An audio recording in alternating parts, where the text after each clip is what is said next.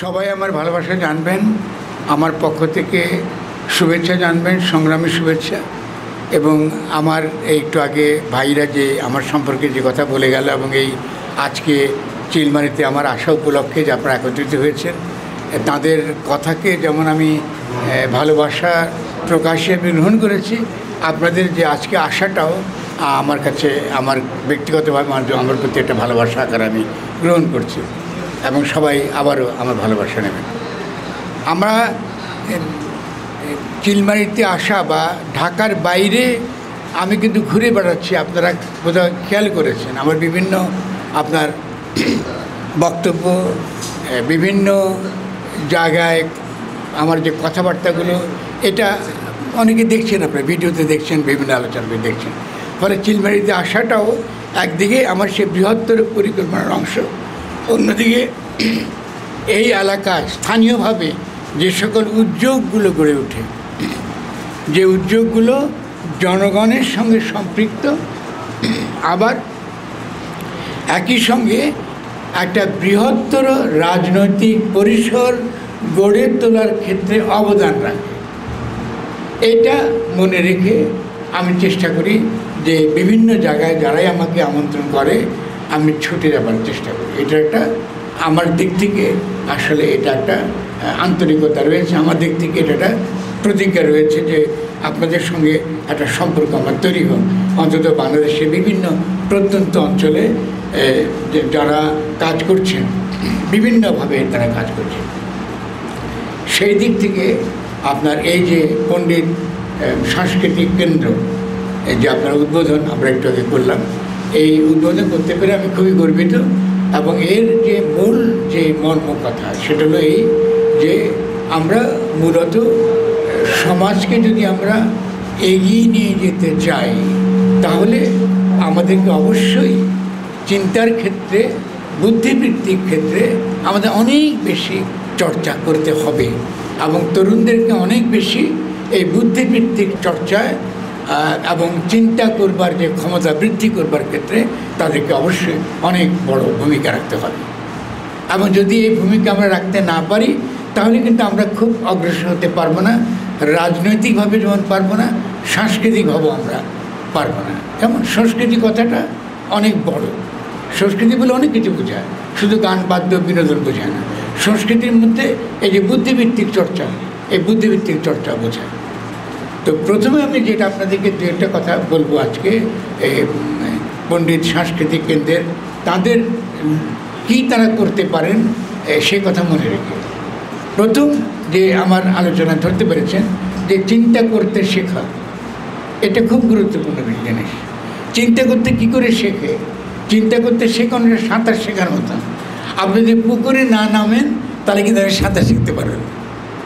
চিন্তা করতে হলে চিন্তা করতে শুরু করতে হয় কোথাও না কোথাও থেকে, কারণ চিন্তা এমন একটা জিনিস যেটা একটা সজীব জিনিস, যেটা আমাদের প্রত্যেকের মধ্যে আছে।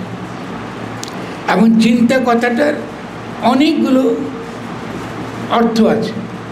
হ্যাঁ, চিন্তা আমরা বাংলা ভাষাতে ব্যবহার করি, আমরা সময় ব্যবহার করি বিশেষ্য হিসাবে, যে চিন্তা মানে চিন্তা কেমন, এই চিন্তা মানে হলো মত আকারে বলে, ওনার মতটা কেমন, একটা বিষয়ে তার মত কী। মত আর চিন্তা কিন্তু এক না। এবং চিন্তা করা কিন্তু ক্রিয়াপদ, মানে এটা ক্রিয়া, চিন্তা করাটাও কিন্তু ক্রিয়া। তা আমাদের সমাজের সমস্যা হচ্ছে যে আমরা চিন্তা করার যে একটা ক্রিয়া, এটা কিন্তু আমরা সহজে ধরতে পারি না, আমরা সহজে ধরতে পারি না। ক্রিয়াটা কীরকম?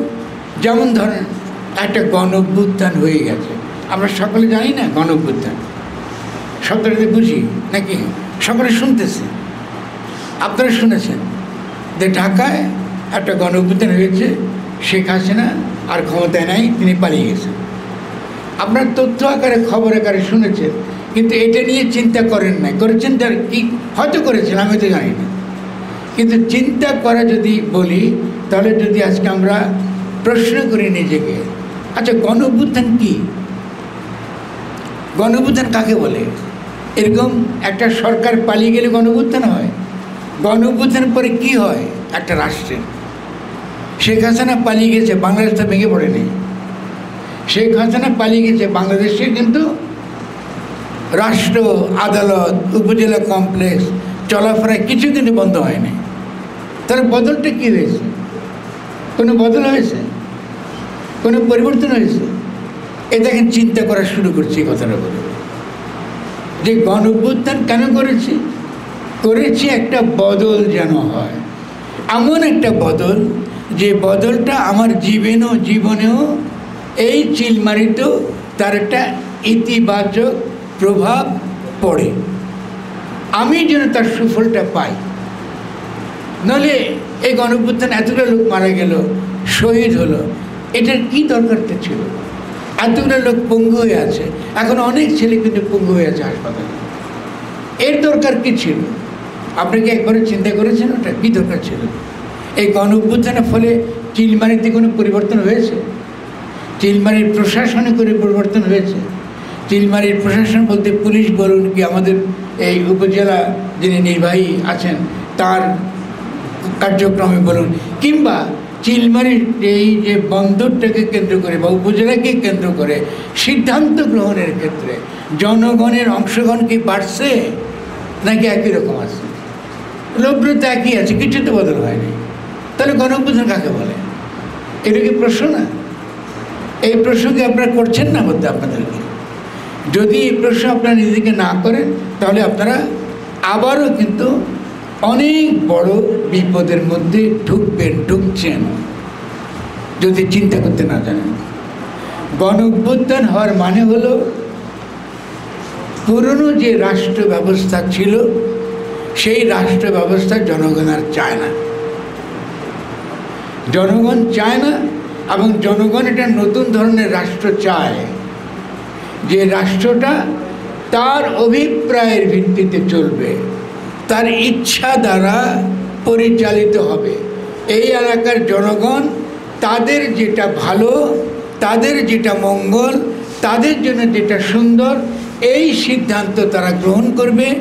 এই রকম একটা স্থানীয় প্রশাসন তারা চায়। এই হলো গণ অভ্যুত্থানের মর্ম। যে আমরা আগের মতো হবে না, যে আমাদের নির্বাহী ওই ঢাকা শহর থেকে এখানে থাকবেন, আমাদের এই এলাকা সম্পর্কে সিদ্ধান্ত আমরা নিতে পারবো না। আমরা কি করে আমাদের বন্দর পরিচালনা করব, উপজেলা পরিচালনা করব, নদী কেমন করে ব্যবস্থাপনা করব, আমাদের জমি কি করে ব্যবস্থাপনা করব, এখানে এই জেলাতে কি বিক্রি হবে কি বিক্রি হবে না, এই সিদ্ধান্ত নেবার অধিকার আমরা স্থানীয়ভাবে চাই। কারণ গণ অভ্যুত্থানের যে মূল যে মর্ম, আচ্ছা এই যে ঠিক আছে, আবার একটা মধ্যে ওই ফোনটা বন্ধ করতে হবে, ওই যে আপনার মাইক্রোফোনটা বন্ধ করতে বন্ধ না? জি হ্যাঁ, তাহলে হ্যাঁ ঠিক আছে, এখন ঠিক আছে। তাহলে আমাদের স্থানীয়ভাবে আমাদের জীবন আমরা কি করে তার ব্যবস্থাপনা করব, আমাদের জীবন কি করে আমরা যাপন করব, তার সিদ্ধান্ত গ্রহণের অধিকার আমরা চেয়েছি। এটা কি আপনারা একমত? আপনারা কি চান না যে আপনাদের জীবন আপনারা নিজেরা নিয়ন্ত্রণ করেন? আর এটাকে আপনারা সত্যিকার অর্থে মনে করেন যে এই জীবন নিয়ন্ত্রণ করার ক্ষমতা আপনাদের নাই? অবশ্যই আছে। আপনারা এই নদীর পাশে বাস করেন, ব্রহ্মপুত্র কখন কী করে, কি তিস্তা কখন কী করে, বন্যা কখন আসে, কখন বন্যা নেমে যায়, কৃষিকাজ কী করে করতে হয়, কোন কৃষিকাজ করলে আপনাদের লাভ হয়, কোনটা করলে ক্ষতি হয়, কী করার দরকার তো আপনারা সকলে জানেন। কিন্তু আপনাদেরকে সিদ্ধান্ত গ্রহণ করবার অধিকার এই রাষ্ট্র দেয় না। রাষ্ট্র সিদ্ধান্ত দেয় ঢাকা শহরে বসে। রাষ্ট্র আপনার কাছ থেকে কর নেয়, রাজস্ব আদায় করে, কিন্তু বিপরীতে কোনো সুবিধা আপনাকে দেয় না। আপনার যে করের টাকায় প্রশাসন চলে তার কোনো উৎপাদক ভূমিকা নাই। সে উৎপাদনে বা স্থানীয় কোনো পরিকল্পনায় আপনাদের ক্ষেত্রে তাদের কোনো সহায়তা আপনি পাবেন না। স্কুলগুলোর ক্ষেত্রে যদি আপনি সহায়তা চান আপনি সহায়তা পাবেন না। কলেজ যদি চান আপনি কলেজ পাবেন না। বিশ্ববিদ্যালয় যদি চান বিশ্ববিদ্যালয় পাবেন না। হাসপাতাল যদি চান হাসপাতাল পাবেন না। তাহলে কি দেখা যাচ্ছে? আমরা এর আগে একটা রাষ্ট্র কায়েম করেছি, যে রাষ্ট্রে ক্ষমতাটা ঢাকা শহরে কেন্দ্রীভূত, এটা জনগণের কাছে ক্ষমতাটা নাই, সিদ্ধান্ত গ্রহণের ক্ষমতা জনগণের নাই। তাহলে গণঅভ্যুত্থান আমাদেরকে কি বলে? বলে যে আমরা এমন একটা রাষ্ট্র চাই যে রাষ্ট্রে সিদ্ধান্ত গ্রহণের ক্ষমতা জনগণের থাকবে। এটা কি কঠিন লাগে? এটা শুনতে তো কঠিন লাগা উচিত না। যদি জনগণের কাছে সিদ্ধান্ত নেবার ক্ষমতা থাকে, তাহলে বহু কিছু আপনার এই অঞ্চল থেকে আপনাতেই চলে যাবে। কেমন? আচ্ছা, কিন্তু এই কথা কি করে চলে যাবে এটা ব্যাখ্যা করার আগে আপনাদেরকে পুরনো কথা বলি। আমাদের এখানে যে প্রশাসনিক ব্যবস্থা গড়ে উঠেছে, এই প্রশাসনিক ব্যবস্থাটা গড়ে উঠেছে ইংরেজের হাতে। কেমন? ইংরেজ সে কর নেবে, খালি রাজস্ব আদায় করবে, সে রাজস্ব আদায় করবে, লাভ করবে, এবং সেই লাভ সে ইংল্যান্ডে নিয়ে যাবে। ফলে তার একটা প্রশাসনিক কাঠামো সে গড়ে তুলেছে, যে প্রশাসনিক কাঠামোটা একটা ঔপনিবেশিক শক্তির জন্য এটা আদর্শ। কিন্তু আমরা যখন স্বাধীন হলাম, যখন পাকিস্তানে অন্তর্গত ছিলাম, তখনও কিন্তু আমরা এই প্রশাসনিক কাঠামো আমরা কিন্তু বদলাই নেই। আমাদের যে জেলাগুলো আছে, আমরা বলি না জেলা বলি, জেলাগুলো বানিয়েছে কিন্তু ইংরেজেরা বানিয়েছে, আমরা বানাইনি। আচ্ছা, আমাদের কোনো জেলার দরকার আছে? এই প্রশ্ন তো করি না আমরা। জেলা মানে আমি আপনাকে দমন করব, আমি আপনাকে শাসন করব, আপনার কাছে কর নেব, এই জন্য ইংরেজ জেলা বানাইছে। তো এই জেলার তো এখন আমার দরকার নেই। কেমন? ইংরেজ যখন এরকম জেলা বানিয়েছে, তখন সে নদীর কথা তো চিন্তা করে না, যে ব্রহ্মপুত্র নদী আগে কি ছিল, এটা একটা বিরাট গঞ্জ ছিল। আপনাদের পুরনো, আমি দেখছি অনেকে আছেন বয়স্ক, আরও বয়স্ক মুরব্বীরা, তারা দেখবেন এই অঞ্চল, আমি নিশ্চিত, আমিও এর আগে এসেছি। এই অঞ্চলটা কিন্তু সত্যিকার অর্থে সমৃদ্ধ ছিল, কৃষির দিক থেকে, গাছপালার দিক থেকে, মাছের দিক থেকে। আপনাদের এটা তো মাছের জায়গা ছিল, এখনও বোধহয় মাছের জায়গা, কিন্তু এখন আপনারা কোনো মাছ পাবেন না। কেন পাবেন না? তার মাছ রক্ষা করবার যে জ্ঞান আপনাদের ছিল এই অঞ্চলে, সেই জেলেরা এখন আর নাই, তাদেরকে আপনারা মেরে ফেলছেন। কারণ আপনাদের যে উন্নয়ন পদ্ধতি, উন্নতি যে নিয়ম, সেই উন্নতি হলো এই যে গ্রামে প্রান্তিক, আমাদের দেশের প্রান্তে যারা বাস করে, এদেরকে কৃষি থেকে বিচ্ছিন্ন করতে হবে, কৃষি থেকে এদেরকে আলাদা করতে হবে, এদের মেয়েদেরকে হরণ করতে হবে। দেখেন, আমি খুব কড়া কথা বলছি, আমি আসলে সত্য কথা বলতেছি। হরণ করা মানে, আপনি একটু চিন্তা করেন, একটা কৃষক যদি তার পরিবার চালাতে পারে, সে কি তার 12 থেকে 16 বছরের মেয়েকে ঢাকা শহরে গার্মেন্ট ইন্ডাস্ট্রিতে সস্তা শ্রম আকারে বিক্রি করবে? আপনি করবেন? আপনি করবেন না। তাহলে যদি আপনার এই মেয়েদেরকে দরকার হয় সস্তা শ্রম আকারে, বা এখান থেকে গরিব কৃষকরা উত্তরবঙ্গ থেকে মফিজ হয়ে বিভিন্ন জেলা কাজ করতে যায়, কোথায় হারিয়ে যায়, কোথায় দুর্ঘটনা হয়, কেউ কোনো খবর রাখে না। এরকম অবস্থা যদি আমরা তৈরি করতে চাই, তাহলে কি করতে হবে? আপনার কৃষি ব্যবস্থাকে ধ্বংস করতে হবে। আপনার কৃষি ব্যবস্থা যখন আমি ধ্বংস করি, তখন আপনার কাছ থেকে আমি সস্তা শ্রমটা পাই। আপনি তখন নিজের জীবন রক্ষার জন্য আপনার পরিবারকে যে কোনো কাজে ব্যবহার করতে আপনি রাজি থাকেন, জীবন বাঁচাবার জন্য। ফলে গরিব মানুষকে যখন আপনি শুধুমাত্র সস্তা শ্রম আকারে ব্যবহার করতে চান, তখন প্রথম কাজ হলো কৃষিকে ধ্বংস করা, জলাশয়গুলোকে বিষাক্ত করে তোলা, যেন মাছ আর পাওয়া না যায়। এমন একটা সময় আছে, আপনারা যারা এই অঞ্চলে বাস করেন, আমি শিওর আমার মতো মুরব্বী যারা আছেন তারা বলতে পারবেন, এখানে রান্নাঘরে মায় পানি বা ভাত চড়া দিয়েছে, আমরা নদীতে গোসল করার পরে মাছ নিয়ে আসছি, সে মাছ রান্না করে দুপুরে খাওয়া হয়ে গেছে। এরকম সময় ছিল তো, ছিল না? এখান থেকে পাট গেছে না বিভিন্ন দেশে, এবং সেই পাট বিশ্বে কী ছিল, আমাদেরকে আয় করতো, আমরা আয় করেছি পাটের দ্বারা। আমরা তো বিশ্ববাজারে নতুন না, বিশ্ববাজারে তো আমরা ছিলাম। বিশ্ববাজার থেকে আমাদেরকে কী করা হয়েছে, বিচ্ছিন্ন করা হয়েছে। বিচ্ছিন্ন করে এসে এখন আমরা বিশ্ববাজারে আসি, কিন্তু কীভাবে আছি? সস্তা শ্রম দিয়ে আছি, আমরা সস্তা শ্রম বিক্রি করি। এমনকি আমাদের জীবন যাপন করবার যে দৈনন্দিন যে সিদ্ধান্ত, সেই সিদ্ধান্ত নেবার অধিকার আমার নাই।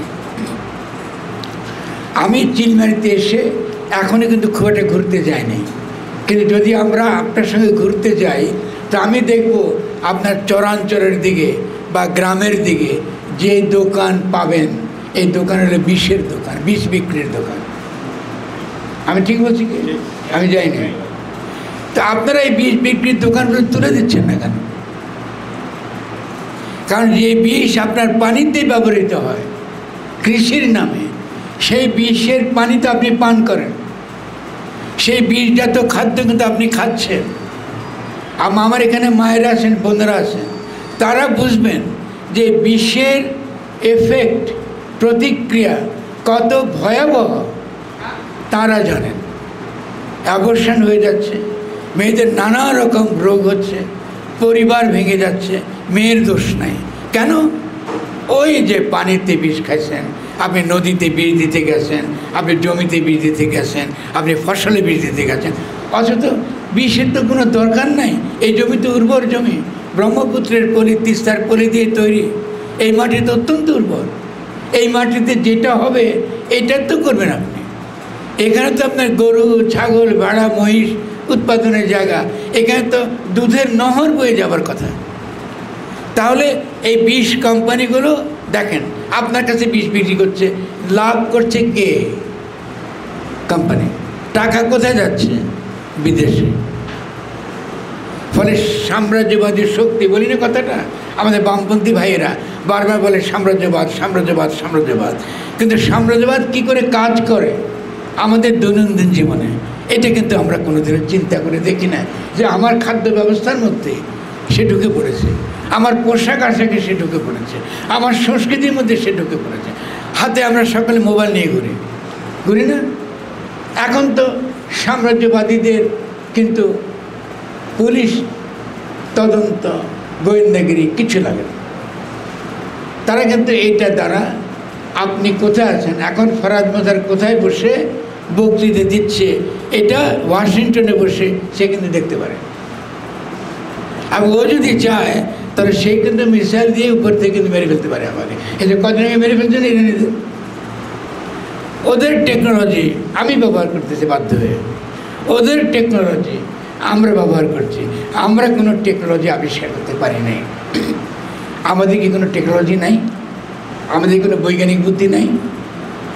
যেমন আমি আজকে যদি আপনাকে প্রশ্ন করি, বাংলাদেশে ধানের জাত কত প্রকার বলতে পারবেন? আপনার পূর্বপুরুষ আবিষ্কার করেছে, আপনারা অধিকাংশ জানেন না। ওই যে বাচ্চা ছেলেটা, ও কিন্তু জানে না, ও শিখবে না ওর স্কুলে। বাংলাদেশে ছোট্ট জায়গাতে কমপক্ষে 15,000 জাতের ধান ছিল, আমার পূর্বপুরুষরা আবিষ্কার করেছে। কত? 15,000, একটা দুটো না, আমার কাছে আছে 2,500। তার মানে আমাদের পূর্বপুরুষের কী পরিমাণ বৈজ্ঞানিক বুদ্ধি ছিল তাদের, এবং পুরো কৃষি সমৃদ্ধ অঞ্চল, কৃষিতে সে কী পরিমাণ তার ডেভেলপমেন্ট ছিল, উন্নত ছিল। এটা আমরা বিষ ব্যবহার করে এবং ওদের মতো বিভিন্ন রকম রাসায়নিক সার ব্যবহার করে আমরা আমাদের কৃষি ব্যবস্থাকে ধ্বংস করে দিয়েছি। কদিন পরে আমি খেতে পারবো না, কদিন পরে আমি অসুস্থ হয়ে থাকবো। এবং আজকে একটু আগে আমার ভাইয়েরা গল্প করছিলাম, তারা আমাকে একটা তথ্য জানিয়েছেন যে এখানে অধিকাংশ দম্পতি সন্তান ধারণে সক্ষম না। এটা ভয়াবহ ব্যাপার। অধিকাংশ দম্পতি সন্তান ধারণে সক্ষম না, তাদেরকে ডাক্তারের কাছে যেতে হয়। এটার প্রধান কারণ কিন্তু বিষ ব্যবহার এবং খাদ্য ব্যবস্থা। এটা আমার মায়েরা বোনেরা খুব ভালো বোঝে ওটা। এবং ছেলেদেরও সন্তান জন্মদানের ক্ষমতা মারাত্মকভাবে হ্রাস পায় বিষের জন্য।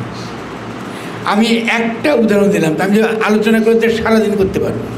একটা উদাহরণ দিয়ে আপনাদেরকে বোঝালাম, যদি আপনারা নিজেদের হাতে সিদ্ধান্ত না নেন এবং নিজেরা চিন্তা করতে না শেখেন যে আপনার এলাকায় নদী রক্ষা করতে হবে কিভাবে, আপনার এলাকায় কী ধরনের চাষাবাদ দরকার, কেন আপনার এলাকায় বিষ ব্যবহার বন্ধ করতে হবে, এই সিদ্ধান্ত যদি আপনারা নিজেরা না নেন, তাহলে কিছুদিন পরে আপনারা কিন্তু বেঁচে থাকতে পারবেন না। ফলে গণ অভ্যুত্থানটা, যদি আমার এই কথাটা একটা উদাহরণে বোঝেন, গণ অভ্যুত্থানটা আপনাদেরকে নতুন করে 5 বার একটা পথ দিচ্ছে, দেখাচ্ছে, একটা নতুন পথ দেখাচ্ছে। এই পথটা হয়তো কঠিন কিন্তু সম্ভব। যদি গণ অভ্যুত্থান সম্ভব হয়ে থাকে, তাহলে নতুনভাবে বাংলাদেশ গঠন করবার স্বপ্ন সফল হবে ইনশাআল্লাহ। এটা বুঝতে হবে আপনাকে। যদি বুঝতে হয় তাহলে খেয়াল করুন, 2023 সালে আমি একটা বই লিখেছিলাম। বইয়ের নাম হলো গণ অভ্যুত্থান ও গঠন। শব্দটা হলো গঠন। গণ অভ্যুত্থানের পরে রাষ্ট্রকে নতুন করে গঠন করতে হয়। নতুন গঠন করে যখন রাষ্ট্র আমরা তৈরি করব, তখন সেই রাষ্ট্রে উপজেলা মানে হলো একজন নির্বাহী অফিসার আইসা ইংরেজের আমলার মতন, ঔপনিবেশিক শাসকের মতন আমাদের শাসন করবে, এটা না, এটা না, এটা হতে পারবে না।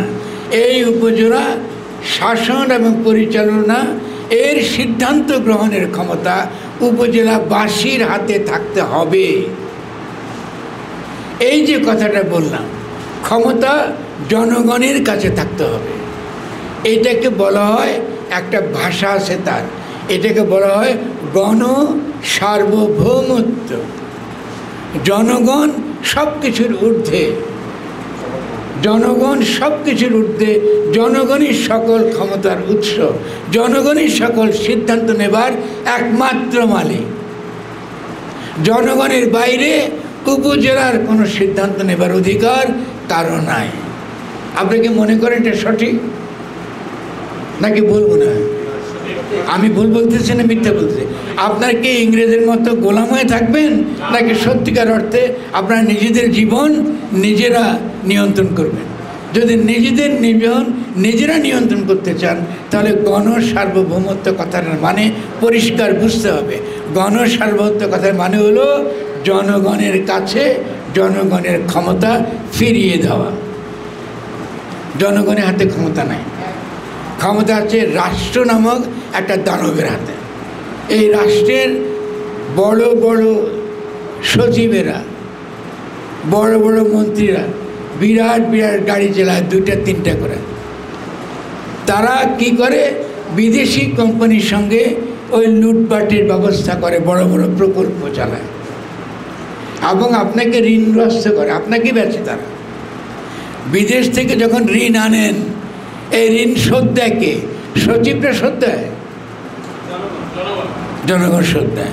আপনি কি কোনো পুলিশ অফিসে শোধ দেয়? দেয় না। আপনাকে শোধ দিতে হবে। আপনার সন্তানই ঋণই আছে বিদেশের কাছে, কিন্তু কী ঋণ, সেই ঋণের সুবিধা কে পাবে, এর সিদ্ধান্ত নেবার অধিকার আপনার নাই, আপনার নাই। সে ঋণ আনবে আপনার নামে, আপনাকে ঋণী করে রাখবে, কিন্তু সে ঋণ সে কোন সুদে, কার কাছ থেকে, কোন শর্তে আনছে, তার কোনো কিছু জানবার অধিকার আপনার নেই। এটাকে তো গণতন্ত্র বলে না। তো যেহেতু এটাকে গণতন্ত্র বলে না, ও বুঝে এটা গণতন্ত্র না। এই জন্য সে গণতন্ত্র বলতে আপনার কি বোঝায় যে গণতন্ত্রের মানে হলো নির্বাচন, যে তুমি আমার 5 বছরের জন্য আবার ভোট দিয়ে বসাও, আমি 5 বছর তোমাকে লুট করব। এই জন্য নির্বাচনের মানে নির্বাচন লাগে, নির্বাচন তো বিরোধী না। এখন নির্বাচন তো হইতে হবে আজকে এই উপজেলাতে, যিনি এই উপজেলা জনগণের পক্ষে সিদ্ধান্ত গ্রহণ করবেন, জনগণের পক্ষে এখানে এই প্রশাসনিক ব্যবস্থা যিনি পরিচালনা করবেন, তাকে তো আমি নির্বাচন করবো অবশ্যই, এটা তো আমার লাগবে। কিন্তু নির্বাচন বলতে তারা এটা বুঝায় না, তাহলে মানে এটা জাতীয় সরকার নির্বাচন করা যায়। আমরা আবার আগামী 15 বছর লুটপাট করব, এই 15 বছর হাসিনা লুটপাট করছে, এবার আমরা লুটপাট করব। তো এইভাবে তো আমরা আগাতে পারবো না। সেই জন্যে আমি যেটা বিভিন্ন জায়গায় গিয়ে এই কথাটাই বোঝাবার চেষ্টা করছি যে আমাদেরকে অবশ্যই গণসার্বভৌমত্ব অর্জন করতে হবে।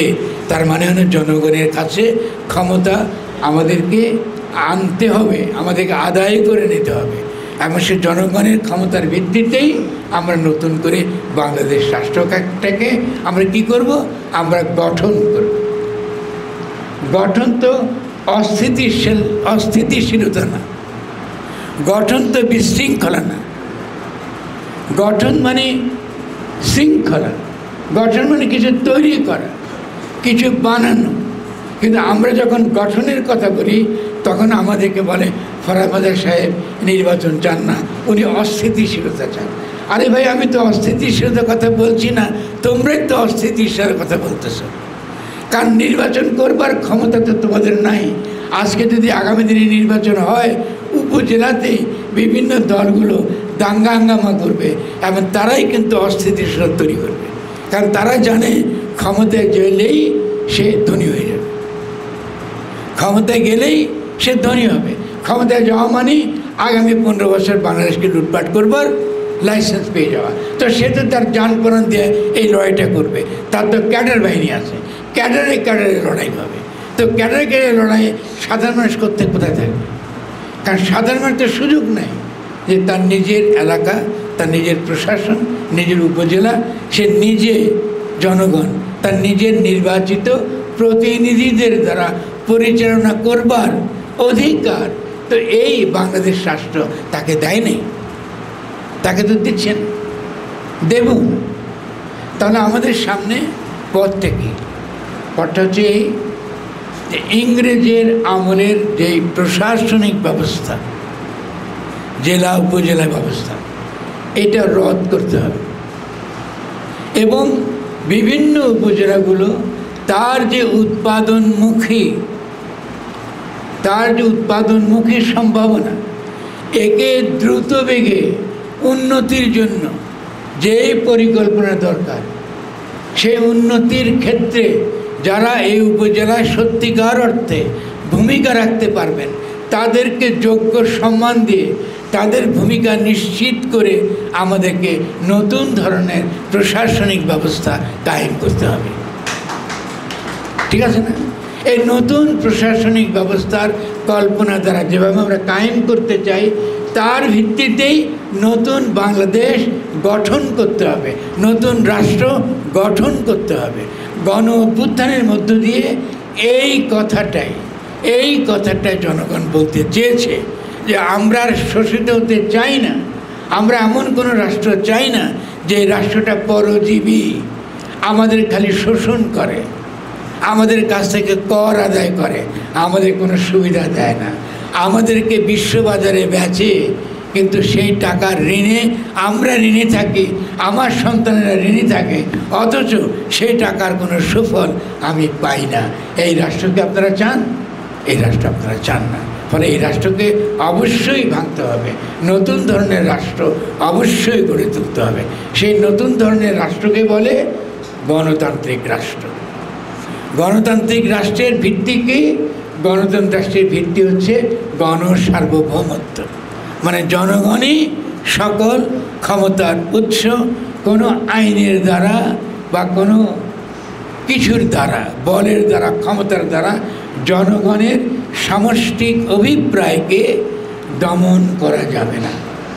আমরা উপজেলার মানুষ সকলে মিলে যদি মনে করি যে উপজেলাকে আমরা এইভাবে গড়ে তুলতে চাই যেটা আমাদের উন্নতির জন্য ভালো, আমাদের বন্দর ব্যবস্থা ভালো হতে হবে, আমাদের শিক্ষা ব্যবস্থা ভালো হতে হবে, এখানে একটা মেডিকেল হসপিটাল, একটা মেডিকেল বিশ্ববিদ্যালয় থাকতে হবে, ইঞ্জিনিয়ারিং বিশ্ববিদ্যালয় থাকতে হবে, আমরা বিভিন্ন টেকনোলজি শিখতে চাই দ্রুত বেগে। এই সিদ্ধান্ত নেবার ক্ষমতা ঢাকা শহর থেকে আসতে পারবে না। আমরা আমাদের আয়ের দ্বারাই এটা করতে পারি, এটা করে দেখাতে হবে। চিলমারি কি পারে? আপনারা কি মনে করেন চিলমারি কি নিজেকে উন্নতির দিকে নিতে পারবে না? তার কি রিসোর্স নাই, সম্পদ নাই? তার কি জমি জমা নাই? তার কি নদী নাই? অবশ্যই আছে, কিন্তু সেটাকে ব্যবহার করবার জন্য যে প্রজ্ঞা, যে বুদ্ধি, যে কৌশল, সেটাকে সঠিকভাবে ব্যবস্থাপনার যে জ্ঞান যে মানুষগুলোর মধ্যে আছে, সেই মানুষগুলোকে দিয়ে আমরা উপজেলা পরিচালনা করি না। আমরা বাইরে থেকে লোক নিয়ে আসি, এবং যারা উপজেলা সম্পর্কে কিছুই জানে না। আপনি এখানে আসেন, এখানে এই সমস্ত কিছু সম্পর্কে এই অধিবাসীরা, এই এলাকার অধিবাসীরা এর সম্পর্কে সবচেয়ে ভালো জানে। ফলে তাদের কাছ থেকে যদি আমরা কোনো পরামর্শ না করি, আমরা তাদের ভাগ্য উন্নয়নের ক্ষেত্রে যদি তাদেরকে আমরা কর্তৃত্ব না দিই, ঠিক আছে, তাহলে উপজেলা কী করে বিকশিত হবে? কারণ আমার চেয়ে, মানে উপজেলায় যারা বাস করেন তাদের চেয়ে তো বাইরের লোক বেশি উপজেলার বিকাশ ঘটাবার জন্য কি বলে আন্তরিক হবে না, হতে পারে না। সেজন্যে আমরা যেটা বলি, গণ সার্বভৌমত্বের আরেকটা গুরুত্বপূর্ণ মানে হলো ইংরেজ আমলের যে প্রশাসনিক বিন্যাস, যে প্রশাসনিক ব্যবস্থা, এটাকে ভেঙে ফেলতে হবে। এটাকে ভেঙে ফেলে উৎপাদন কেন্দ্রিক প্রশাসনিক বিন্যাস লাগবে। অর্থটা কি? এখন খালি কর আদায়ের জন্য সরকার আছে, কিন্তু তখন হবে এমন একটা উপজেলা, যে উপজেলার লক্ষ্য হবে উপজেলাতে চাকরি বৃদ্ধি করা যায় কিভাবে, উপজেলার অর্থনৈতিক সমৃদ্ধি দ্রুতবেগে অর্জন করা যায় কিভাবে, তার চিন্তা হবে ভিন্ন রকম। ফলে এই যে উৎপাদনমুখী, কি করে বিনিয়োগমুখী, উপজেলাতে বিনিয়োগ বাড়াবো কি করে, উপজেলাকে বিনিয়োগ বাড়াবো কি করে, এই চিন্তা করবার ক্ষমতা, পরিকল্পনা করবার ক্ষমতা, এবং সেইভাবে উপজেলাকে যদি আমরা গড়ে তুলতে চাই, তাহলে অবশ্যই আমাদের কি লাগবে? ক্ষমতার বিকেন্দ্রীকরণ। ক্ষমতার বিকেন্দ্রীকরণ। এখন ক্ষমতাটা কোথায় আছে? ঢাকা শহরে কেন্দ্রীভূত। এই কেন্দ্রীভূত ক্ষমতা সম্পন্ন রাষ্ট্র ভাঙতে হবে, নতুন ধরনের রাষ্ট্র তৈরি করতে হবে। সে নতুন ধরনের রাষ্ট্রের ভিত্তি হবে স্থানীয় প্রশাসন। স্থানীয় প্রশাসন হবে উৎপাদন কেন্দ্রিক। এখানে কি করে ধানের উৎপাদন বাড়ানো যায়, ফসলের উৎপাদন বাড়ানো যায়, মাছের উৎপাদন বাড়ানো যায়, মহিষের বাতান কি করে আর রক্ষা করা যায়, এখানে কি করে দুধের কারখানা হয়, এখানে কি করে পনিরের কারখানা হয়, এখান থেকে কি করে বিদেশে আমরা রপ্তানি করতে পারি, দুধ পারি, মাংস পারি, মাছ পারি। আমরা 3 থেকে 5 বছরের মধ্যে ধনী হতে চাই। আমরা ঢাকা শহরের গুলশান বা বনানীর চোর ডাকাত দেয়া যেভাবে আমাদের ভূমি দখল করে ভূমিদস্যুরা যে সকল ধনী শ্রেণী গড়ে উঠেছে, তাদের বিপরীতে আমরা চাই বিকেন্দ্রীকৃত শাসন ব্যবস্থা। সেই বিকেন্দ্রীকৃত শাসন ব্যবস্থা হবে উৎপাদনমুখী, প্রশাসনমুখী হবে না, উৎপাদনমুখী। কারণ এলাকার শান্তি শৃঙ্খলা রক্ষার ক্ষেত্রে উপজেলাবাসীর চেয়ে অধিক আন্তরিক কেউ হতে পারে না। কোনো পুলিশ হতে পারে না, কোনো এসপি হতে পারে না, কোনো ওসি হতে পারে না। যখনই উপজেলার জনগণ তাদের আইনশৃঙ্খলা রক্ষার জন্য তারা নিজেরা সতর্ক এবং সচেতন হবে, উপজেলারও আইনশৃঙ্খলা রক্ষা তৎক্ষণাৎ আপনার এই সহজে এটা রক্ষা করা যাবে। ফলে বিকেন্দ্রীকরণ কথাটা খুবই খুবই খুবই গুরুত্বপূর্ণ। প্রশাসনিক বিকেন্দ্রীকরণ এবং এমন একটা রাষ্ট্র গঠন করা যে এই রাষ্ট্র ক্ষমতাটা হবে গণ সার্বভৌমত্ব ভিত্তিক, যার অর্থ হলো ক্ষমতা থাকবে জনগণের কাছে, কোনো আমলার কাছে থাকবে না, কিংবা ক্ষমতা এমন কোনো পার্লামেন্টের কাছে থাকবে না যারা মনে করে যে তাদেরকে আমরা ভোট দিয়ে পাঠিয়েছি বলে তারা সার্বভৌম, তারা যা কিছু আইন তারা করতে পারে না, এরকম কোনো অধিকার তাদেরকে দেওয়া যাবে না। তারা বলে পার্লামেন্টে যে কোনো আইন করলেই এটা সিদ্ধ না, যে আইন জনগণের স্বার্থের বিপক্ষে এই আইন করবার অধিকার আমরা রাষ্ট্রকে দিতে চাই না। তাহলে আমাদের প্রস্তাবনা কি? এই প্রস্তাবনাটা বলে আমি আমার কথা শেষ করব। আপনারা অন্তত এটা বুঝতে পেরেছেন যে বিকেন্দ্রীকৃত ক্ষমতার বিকেন্দ্রীকরণ এটা গণ সার্বভৌমত্বের ধারণার সঙ্গে যুক্ত। গণ সার্বভৌমত্ব কথাটা বললেই সঙ্গে সঙ্গে মাথায় আসতে হবে আমরা ক্ষমতার বিকেন্দ্রীকরণ চাই এবং উপজেলার ক্ষমতা উপজেলাবাসীর কাছে ন্যস্ত করতে হবে। আপনি চেয়ারম্যান নিযুক্ত করলেন, কিন্তু চেয়ারম্যান যার হুকুমে চলে তিনি হলেন নির্বাহী অফিসার। চেয়ারম্যান যার হুকুমে চলে তিনি আমার নির্বাচিত প্রতিনিধি। চেয়ারম্যান খারাপ হতে পারে, অসুবিধা নেই, কিন্তু তিনি কার অধীনে চলেন? তিনি নির্বাহী অফিসারের হুকুমে চলেন এবং তার কোনো পরিকল্পনা দেবার অধিকার নেই। উপজেলার উন্নয়নের জন্য তিনি যদি জনগণের সঙ্গে পরামর্শ করে কোনো একটা প্রস্তাবনা দেন, এটা পাশ করবার অধিকার তার নাই। ফলে উপজেলা তার যে কর দেয় রাষ্ট্রকে, সে করের একটা অংশ রাষ্ট্র পাবে প্রশাসনের জন্যে, অন্যান্য প্রশাসনিক কাজের জন্য, কিন্তু তার 2/3 অংশ আবার উপজেলাতেই ব্যয় হতে হবে অথবা উপজেলাবাসীর সম্মতিক্রমে ব্যয় হতে হবে। এটাকে বলে গণসার্বভৌমত্ব। ফলে দেখেন, আমি শুরুতে শুরু করেছি যে আপনারা চিন্তা করতে শেখেন, আমরা চিন্তা করতে শিখি। পণ্ডিত সাংস্কৃতিক কেন্দ্র বা পণ্ডিত পাঠশালা যেন পণ্ডিতদের পাঠশালা না হয়, জনগণের পাঠশালা হয়। পণ্ডিত সাংস্কৃতিক কেন্দ্র যেন জনগণের সাংস্কৃতিক কেন্দ্র হয়, তার মধ্যেই পাণ্ডিত্য আছে। পাণ্ডিত্য জনগণের মধ্যে থাকে, জনগণের বাইরে কোনো পাণ্ডিত্য নেই। আপনারা আমাকে ভালোবাসেন, অনেক বড় বড় আমাকে উপাধি দেন, দার্শনিক টার্শনিক বলেন, আমার ভালো লাগে, আপনারা ভালোবাসেন বলে বলেন, কিন্তু দর্শন বলে আলাদা কিছু নাই যে আলোচনাটা জনগণ নিজে করতে সক্ষম নয়। তা আজান দিয়েছে, আমি আর কথা বাড়াবো না। আমরা দুটো শব্দ মনে রাখবেন, মুখস্থ রাখবেন। একটা হলো গণ সার্বভৌমত্ব, আর 2 নম্বর জনগণের কাছে ক্ষমতা ফিরিয়ে দিতে হবে। এই দুটা রণধ্বনি বা স্লোগান নিয়ে আমরা জেলা জেলায় যাব, আমরা জনগণকে সংগঠিত করব এবং আমরা জিতব ইনশাল্লাহ। সবাইকে ধন্যবাদ।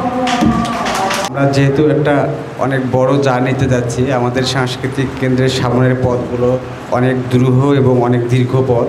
তো আমি ভাইয়ের কাছে একটু জানতে চাইব যে আসলে আমরা এই সাংস্কৃতিক কেন্দ্র একটা আসলে সাংস্কৃতিক একটা পরিমণ্ডল, সব কিছু মিলেই একটা যেহেতু পরিমণ্ডল, তো একটা আমাদের মতো চিলমারির মতো একটা নদীবিধত এবং একটা প্রান্তিক জায়গার মধ্যে আমরা আসলে কোন কোন দিকগুলো নিয়ে প্রথমে কাজ করতে পারি এবং আমাদের যে অনেকগুলো উইংস আছে এই উইংসগুলোর মধ্যে আমরা কোন দিক দিয়ে শুরু করব, একটা আমরা তার কাছে জাস্ট একটুখানি পরামর্শ চাচ্ছি যে আমরা আসলে কোন দিক থেকে আগাবো এবং কোন পরিমণ্ডলগুলো নিয়ে কাজ করলে আমাদের জন্য ভালো হবে, এইটা একটু জানার জন্য ধন্যবাদ। আমি আমার অভিজ্ঞতা থেকে কিছু বলি, হয়তো এটা বলতে কাজে লাগবে। আমি মনে করি যে সংস্কৃতি শব্দটা আমরা একটু নতুন করে বুঝি। সংস্কৃতি বলতে আমরা কি বুঝি? আমরা এখনো সংস্কৃতি বলতে বুঝি কবিতা লেখা, গান করা, নাচ করা, বিনোদন, এইভাবে সংস্কৃতিটা বুঝি। এটা সংস্কৃতির অত্যন্ত গুরুত্বপূর্ণ দিক, কোনো সন্দেহ নেই। এই অঞ্চলটা সাংস্কৃতিক দিক থেকেও খুব সমৃদ্ধ। কারণ ভাটিয়ালি গান শুনলেই আমরা এই চিলমারি বন্দর, এদিকে উত্তরবঙ্গের কথাই ভাবি নাকি? ফলে উত্তরবঙ্গেরও কিন্তু গানের সংস্কৃতির ক্ষেত্রে তার নিজস্ব একটা ধারা আছে, এটা গবেষণা করা দরকার। তাহলে সেটা একটা দিক। আবার একই সঙ্গে এই বন্দরগুলোকে, এই অঞ্চলকে কেন্দ্র করেও একটা সাহিত্য সম্ভব, যে নদীর ভাঙনের সঙ্গে কিংবা আমাদের জীবনযাত্রার সঙ্গে কীভাবে জনপদগুলো গড়ে উঠেছে, সেই জনপদগুলো কীভাবে আমাদের পারিবারিক জীবন, সামাজিক জীবন প্রভাবিত করেছে, কিভাবে বিভিন্ন মত এখানে এসছে, মতাদর্শ এসেছে, কি করে মুক্তিযুদ্ধ হয়েছে, মুক্তিযুদ্ধের স্মৃতি, রৌমারির স্মৃতি, আরও গুরুত্বপূর্ণ স্মৃতিগুলো, এটা নিশ্চয়ই আপনারা আমার চেয়ে ভালো জানেন। এটা একটা দিক। এই দিকটা আমার মনে আপনারা ভালো জানেন এবং করবেন, ফলে এটা করে যাবেন। এটা গুরুত্বপূর্ণ কাজ। এলাকার গুরুত্বপূর্ণ মানুষ, একটা জিনিস আমরা কী করি, আমরা প্রায় কখনোই আমরা খেয়াল করি না যে, যেমন আমি ঢাকা থেকে একটা জাতীয় লোক এসছি এখানে, কিন্তু নিঃসন্দেহে এই এলাকা তো খুব গুরুত্বপূর্ণ মানুষ রয়েছে যারা এলাকার জন্য গুরুত্বপূর্ণ ভূমিকা রেখেছেন। তাদেরকে যথাযোগ্য সম্মান দেওয়া, তাদেরকেও ডেকে নিয়ে তাদের কথা শোনা, তাদের বক্তব্য যে গুরুত্বপূর্ণ, আন্তরিকভাবে শোনা, মনোযোগের সঙ্গে শোনা, তাদের অভিজ্ঞতার কথা জানা, তারা ইতিহাসকে কী চোখে দেখেছেন। ঠিক আছে, আমার বয়সী লোক নিশ্চয় আছে, তারা 47 সাল কী করে দেখেছেন, তারা 90-এর গণঅভ্যুত্থান কী করে দেখেছেন, তারা এখনকার 2024 গণঅভ্যুত্থান কী চোখে দেখেন, তাদের কাছ থেকে শোনা খুব গুরুত্বপূর্ণ। তাদের অভিজ্ঞতার মূল্য আছে, এবং তারা হয়তো আমার মতন গুছিয়ে ভাষা বলতে নাও পারে, তাতে কিচ্ছু আসে না। আমি প্রচুর ঘুরি সাধারণ মানুষের সঙ্গে, এবং অধিকাংশ ক্ষেত্রে আমি কিন্তু ঘুরি তাদের কথা শোনার জন্য। আমিও আজকে যে যদি জ্ঞানের যদি ক্ষুদ্র কিছু আমার মধ্যে থেকে থাকে, এটা এই সকল মুরব্বীদের কাছ থেকে পাওয়া, নতুন কারোর কাছ থেকে পাওয়া না। আজকে লোকে বলে বিদেশে যখন যাই, হ্যাঁ, it's surprising you have 2500 varieties of rice, surprising. কিন্তু এটা তো আমি আকাশ থেকে পাইনি, বাংলাদেশি কিছুর কাছ থেকে পেয়েছি। তার কাছ থেকে শুনছি আপনার কখন বড়োটা সবচেয়ে ভালো বড়ো ধান কোনটা, ঠিক আছে, তা ব্রহ্মপুত্রের নদী পানি কতটুকু যায়, কোন এলাকাতে ভালো বড়ো ধান হবে, কোন এলাকাতে হবে না, কোন এলাকাতে আমের জন্য ভালো, এটা তো তারাই আমার চেয়ে ভালো লাগে, ঠিক আছে না? তাহলে এই যে জনগণের যেই অভিজ্ঞতা, প্রথম আমার প্রস্তাব হবে আপনারা এই পণ্ডিত পাঠশালাতে জনগণের অভিজ্ঞতাকে মূল্য দিন, এবং যত বেশি ছোট ছোট অনুষ্ঠান করবেন। আজকাল তো রেকর্ড করা খুব সহজ, একটু রেকর্ড করে যদি আপনারা এগুলোকে প্রচার করেন, ভালো বক্তব্যগুলো, এটা কিন্তু সঙ্গে সঙ্গে আমাদের জ্ঞান চর্চার ক্ষেত্রে একটা নতুন একটা দিক উন্মোচন করবে। সাধারণ মানুষ ক্ষমতাবান বোধ করবে যে আমি যে একটা কথা বলছি, এটা তো ভালো কথা, এটা তো খুবই ভালো কথা।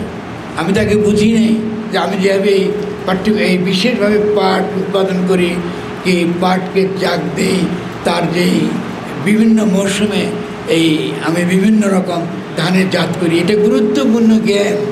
এই স্বীকৃতিটুকু দিয়ে শুরু করবেন, এটা আমার দিক থেকে প্রথম প্রস্তাব। দ্বিতীয় প্রস্তাবটা আমার হবে যে আপনারা যদি করতে পারেন, আমি বলবো যে আপনারা গণসম্মেলন করেন, এটাকে সাংস্কৃতিক উৎসব বলে, যেটা আপনারা করতে চেয়েছেন বলে আমার ধারণা। আপনাদের সম্মেলন হবার কথা ছিল, যে কোনো কারণে হয়, এটা হয় নাই। কিন্তু এরকম একটা সম্মেলন যেখানে জেলেরা, যেখানে কৃষকরা, যেখানে সাধারণ মানুষ, যেখানে প্রশাসকরা, যেখানে শিক্ষিত শ্রেণী একত্রে বসে উপজেলার মঙ্গল হয় কিসে, এটা নিয়ে তারা আলোচনা করবে। এই মঙ্গলটাকে আমরা কি করে বাস্তবায়ন করব, সে বাস্তবায়িত করবার আপনার পরিকল্পনাগুলো আপনারা বের করবেন। আমাদের কাছ থেকে তো 100 সহায়তা পাবেন, কোনো সন্দেহ নেই। কেমন আপনাদের এখানে নিঃসন্দেহে যখন ধান ওঠে তখন ধান উৎসব হতে পারে, নবান্ন উৎসব তো হয়েছে একসঙ্গে, নবান্ন উৎসব করেন। এখানে বীজ ছাড়া আপনার যে ধান উৎপাদন করা যায়, এটা আপনারা জোরে সোরে প্রচার করেন, তার জন্য প্রশিক্ষণ দেন। আমাদের যদি কাজে লাগে আমরা আপনার সঙ্গে কাজে লাগব। এখানে মাছের উৎপাদন কি করে বাড়ানো যায় তার জন্য প্রশিক্ষণ দেন, আমরা কাজে লাগব। তাহলে পাণ্ডিত্যটা যেন উৎপাদনের সঙ্গে যুক্ত হয়ে গড়ে ওঠে, উৎপাদন থেকে বিচ্ছিন্ন না হয়ে যেন গড়ে না ওঠে। তেমনি প্রশাসনিক ব্যবস্থাপনা কীভাবে করলে আমরা উপজেলার প্রশাসন ব্যবস্থা আরও উন্নত করতে পারব, এটা নিয়ে আলোচনা হতে পারে। এটা তো সংস্কৃতির অংশ। ফলে বিভিন্ন দিক থেকে আপনারা ভাবেন। আমি নিশ্চিত যে আমি যে ছোট কয়েকটা উদাহরণ দিয়ে বুঝিয়েছি, আপনারা নিজেও চিন্তা করলে আরও অনেক কিছু এখান থেকে বের করতে পারবেন। আপনাদের স্বাস্থ্য ব্যবস্থা আছে নিশ্চয়ই, ঠিক আছে না? আপনারা তো খাদ্য ব্যবস্থা নিয়ে সম্মেলন করতে পারেন। আমাদের মাদের বোনের নিয়েদেরকে ডেকে রান্নার উৎসব করেন। সেখান থেকে কী ধরনের রান্না করলে আমি সবচেয়ে বেশি পুষ্টি পাই, কী ধরনের খাদ্য সবচেয়ে বেশি পুষ্টিকর, এটা নিয়ে আপনি এই ধরনের একটা হলের মধ্যে দিন না, 10 জন 12 জন 15 জন এসে প্রচার করেন, আলোচনা করেন, আড্ডা মারেন, একটু চা সিঙ্গাড়া খেয়ে। কারণ এটা তো জ্ঞান চর্চার পদ্ধতি। পশ্চিম তো এভাবেই অগ্রসর হয়েছে, পাশ্চাত্য দেশগুলো এভাবেই অগ্রসর হবে। ফলে যখনই জনগণকে আমরা সম্পৃক্ত করব, তখনই আপনি দেখবেন যে জ্ঞানের একটা নতুন দরজা খুলে যাবে এবং আপনারা এই পণ্ডিত সাংস্কৃতিক কেন্দ্র সেও তার সুযোগ্য সঠিক ভূমিকাটা সে চিহ্নিত করতে পারবে। আর আমরা তো আছি, যখনই ডাকবেন আমরা হাজির হয়ে যাব ইনশাআল্লাহ, ঠিক আছে না?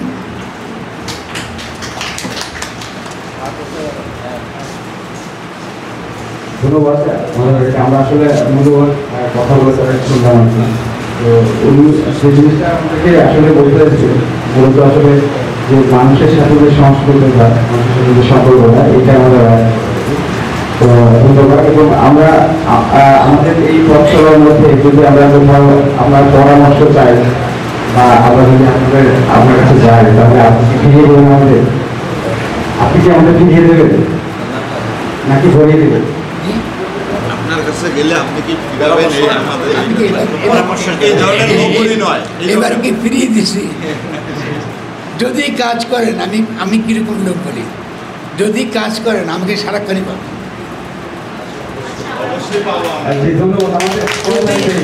এই এলাকাতে তো আমি কাজ করি, এখানে যারা জানে এই এলাকাতে আমি কাজ করে গেছি। দুর্ভাগ্যক্রমে শেখ হাসিনার আমলে কাজটাকে বড় করতে পারি নাই, চরে চরে কাজ করেছি আমি। ফলে আমি কাজের মানুষ, কাজ দেখলে আমি পাগল হয়ে যাই। কাজ থাকবে, আমি অবশ্যই থাকবো, কোনো প্রশ্ন আসে না, ঠিক আছে না? অবশ্যই আমি খুশি হলাম কথাটা বলেছেন। আমরা যদি কাজ কেন্দ্রিক সংগঠনটাকে গোছাই, খুব দ্রুত বেগে দাঁড়িয়ে যাবে। কারণ মানুষ যখন দেখবে আমরা কাজ কেন্দ্রিক কাজটা করছি, একটা লক্ষ্যকে সামনে রেখে, হয়তো সবসময় সফল হব এটা আমি দাবি করি না, নিঃসন্দেহে। আপনি অনেক কিছু করতে পারেন। এত বেশি বীজ ব্যবহার হচ্ছে, আপনারা বীজ বিরোধী পদযাত্রা করেন না। সিম্পল, আপনার 10 জন 12 জন 20 জন নিয়ে সেমনি ব্যানার নিয়ে যে আমরা এই পুরো রোগ, এই চিলমারিকে বিষমুক্ত করবো, মিছিল করেন, লোককে এডুকেট করেন, ছোটো একটা লিফটেডে দেখেন না কী এফেক্টটা হয়। আমি নিশ্চিত জনগণ সাড়া দেবে, সাড়া না দিয়ে পারেন। ফলে এটা তো সহজ, অনেক সহজ পদ্ধতি, কম খরচ। একটা ব্যানার করতে তো বেশি লাগে না, লাগে লক্ষ টাকা লাগে না। আর হাঁটতে তো নিজেরা হাঁটবে। একটা লিফলেট, ছোটো লিফলেট কেন বীজ বন্ধ করতে হচ্ছে, বীজ বন্ধ করে উপজেলার কী উপকার, এটা দিয়ে লোককে এডুকেট করে। এই এডুকেশান তো অটোমেটিক্যালি আমাদের মিডিয়া সামনে চলে আসবে, মিডিয়া লক্ষ্য করবে ওটা। এবং আপনার এই এলাকায় কী ধরনের ক্ষতিকর বিষ ব্যবহার হচ্ছে, যেটা WHO থেকে ক্যাটাগরি 1 নম্বর ক্যাটাগরি বিষ ব্যবহার হয় এখানে, ইন্ডিয়া থেকে আসে, আমি জানি। এগুলোকে চিহ্নিত করেন, ছবি দেন, ফেসবুক আছে, প্রচার করেন। কাজের তো শেষ নাই, কাজের তো শেষ নেই, সেটা করুন, ঠিক না? নবান্ন উৎসব করেন, আপনার এখানে বহু রকম ধান হয়, ঠিক আছে? লোকে আসবে, টাকা দিয়েই খাবে, অসুবিধা নেই। আপনার চৈত্র সংক্রান্তি করেন, কত রকম শাকসবজি আসছে, এটা তো কালচার। তার সঙ্গে গান রাখেন, তার সঙ্গে নাটক রাখেন, তার সঙ্গে অভিনয় রাখেন। কাজের তো শেষ নাই। কাজ যদি করতে পারেন আপনি আমাদের কাছ থেকে, আমার কাছে তো অবশ্যই সহায়তা পাবেন, নিঃসন্দেহে। ধন্যবাদ স্যারকে। আর যদি কেউ প্রশ্ন করতে চান তাহলে প্লিজ সামনে আসুন।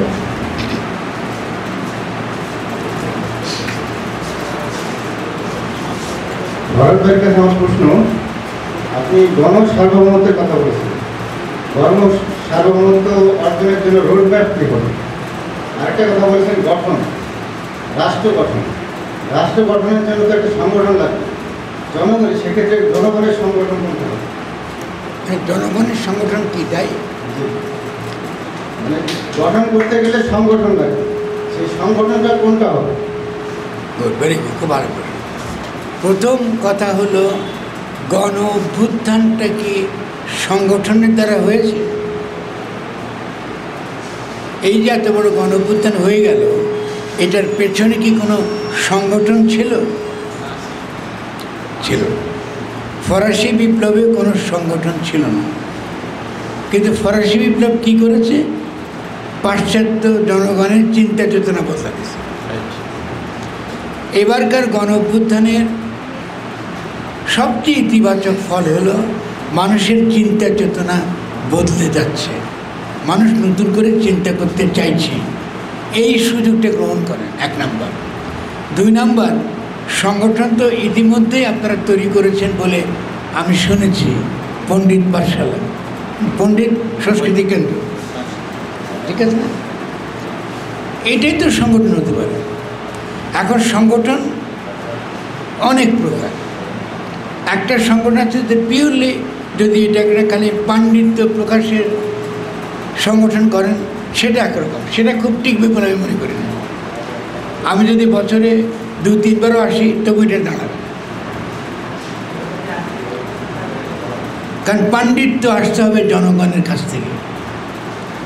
তাহলে জনগণের যে জ্ঞান, লোকায়ত যে জ্ঞান, এই জ্ঞানটাকে ধরবার একটা পদ্ধতি আবিষ্কার করতে হবে। এটা হলো একরকম সংগঠনের পদ্ধতি। আরেকটা সংগঠনের ইঙ্গিত যেটা ভাই হয়তো একটু দিয়েছে আমাকে, এটা হলো রাজনৈতিক সংগঠন। রাজনৈতিক আমি কি ঠিক বললে আমাকে ধরে দেবেন? রাজনৈতিক সংগঠনের ভূমিকা হচ্ছে ক্ষমতা, রাজনৈতিক ক্ষমতা দখল করা, এবং রাজনৈতিক ক্ষমতা দখল করার মধ্য দিয়ে উৎপাদন সম্পর্ক বদলানো, অর্থনৈতিক সম্পর্ক বদলানো। এটাকে বলে ক্লাসিক্যাল বামপন্থীর ধারণা। ধ্রুপদী বামপন্থী বা লেনিন বা মজদুররা ভাবতেন একটা সংগঠন লাগে, সংগঠনের দ্বারা আগে ক্ষমতা দখল করতে হয় এবং ক্ষমতা দখল করার পরে অর্থনৈতিক সম্পর্কের উন্নতি করতে হয়। এটা বলশেবিক বিপ্লব এবং মাও সেতুংয়ের পরে চীনা বিপ্লব দুটোই প্রমাণ করেছে এটা সঠিক না। কারণ অর্থনৈতিক সম্পর্কের রূপান্তরটা নিচে থেকে শুরু হয়, নিচে থেকে শুরু করতে হয়। অর্থনৈতিক আর্থসামাজিক সম্পর্কের রূপান্তরটা নিচে থেকে শুরু হয়, জনগণ থেকে আসে। তার পাশাপাশি এই রূপান্তরকে ত্বরান্বিত করার জন্য কি কোনো রাজনৈতিক দলের প্রয়োজন আছে? হ্যাঁ, আছে। সেই সিদ্ধান্ত তো আপনারা নেবেন, সেই সিদ্ধান্ত আপনারা নেবেন এবং নিয়ে সেরকম একটা রাজনৈতিক দলের সঙ্গে যুক্ত থাকুন, যেটা আপনারা মনে করেন যে আপনারা এই রাজনৈতিক দলটা আপনাদেরকে ক্ষমতা রূপান্তরের ক্ষেত্রে বা জনগণের দুশ্মন যারা রাজনৈতিক ক্ষমতা আকারে সমাজে আধিপত্য বিস্তার করছে তাদেরকে আপনারা মোকাবেলা করতে পারবেন। হ্যাঁ, করুন, কিন্তু সেই সংগঠন করার পদ্ধতি তো ভিন্ন। এই ফোরামেতে এটা আমি আলোচনা করতে পারবো না বা করা উচিত না। রাজনৈতিক দল তো আমরা আকারে বসি নাই, আমরা বসেছি প্রথমত আমি মনে করি সেই রাজনৈতিক দলও যদি এরকম কোনো রাজনৈতিক দল চিলমাইতে থেকে থাকে তাহলেও তার প্রধান কাজ এই পণ্ডিত সাংস্কৃতিক আন্দোলন হবে। খুব সিম্পল কাজ, যেটা তার গণকাজ, গণমুখী কাজ। সে ছোট্ট গ্রুপে চিন্তা করে যে জনগণের কাছে পৌঁছাবার জন্য কী ধরনের কাজ আমি করলে জনগণের কাছে পৌঁছাবো, জনগণের সমর্থন পাবো, এবং আমি যখন তাকে যে রাজনৈতিক দিক নির্দেশনা দেব সেই দিক নির্দেশনা সে আমার কাছে গ্রহণ করবে। কি করে তার বিশ্বাস আমি উৎপাদন করব, বিশ্বাস উৎপাদনের জায়গাটা হবে এই যে পণ্ডিত সাংস্কৃতিক কেন্দ্র। এর যে বিভিন্ন কাজ, যদি আজকে আপনি বিষের বিরুদ্ধে, প্রাণ বৈচিত্র্য রক্ষার পক্ষে, নদীর মাছ রক্ষার পক্ষে, বিভিন্ন রকম ধানের জাত রক্ষার পক্ষে, নবান্ন উৎসব করার পক্ষে, চৈত্র সংক্রান্তি করার পক্ষে, যখন তাই আপনাকে দেখবে একটার পর আপনি করে যাচ্ছেন, আরে এ তো একটা একটা একটা একটা নতুন ধরনের গণসংগঠন, একে আমরা এর আগে দেখি নাই, তারা আকৃষ্ট বোধ করবে। তখন তার কাছে আপনি আপনার রাজনীতি নিয়ে যান, আরও কম্প্রিহেন্সিভ রাজনীতি নিয়ে যান এবং আপনি সফল হবেন। ঠিক আছে না? ওকে, তাহলে আসলে কিন্তু কাজের পরিকল্পনা করতে পারাটা খুব কঠিন না কিন্তু আসলে। এখন আপনারা ভালো বুঝবেন যে এই প্রস্তাবগুলো আমি আপনাদেরকে দিচ্ছি, এই প্রস্তাবগুলো আপনারা কার্যকর করবার সক্ষমতা আপনাদের আছে কিনা এটা তো আমি জানি না, এখন জানি না, কিন্তু আমি আশা করবো, আমি ধরে নিচ্ছি এটা এত সহজ একটা কাজ যেটা আপনারা পারবেন। আমি আপনাদেরকে চিনি, অল্প সময় কথা বলবো, আগে থেকে তো চিনি, ফলে আমি জানি যে ক্ষমতা আপনাদের মধ্যে আছে। ফলে এটাকে কেন্দ্র করে যদি আপনারা কাজ করেন, আমি একদম নিশ্চিত, আপনি ধরে নিতে পারেন, আমি আপনাদেরকে দলিল লিখে দেব, আপনারা অতি দ্রুত চিনমারিতে গুরুত্বপূর্ণ সংগঠন হিসেবে হাজির হবেন। অসংখ্য ধন্যবাদ। একের পর এক কোশ্চেনের অ্যান্সার কত সুন্দর করে তিনি বর্ণনা করছেন। আরো কি কেউ প্রশ্ন করতে চান?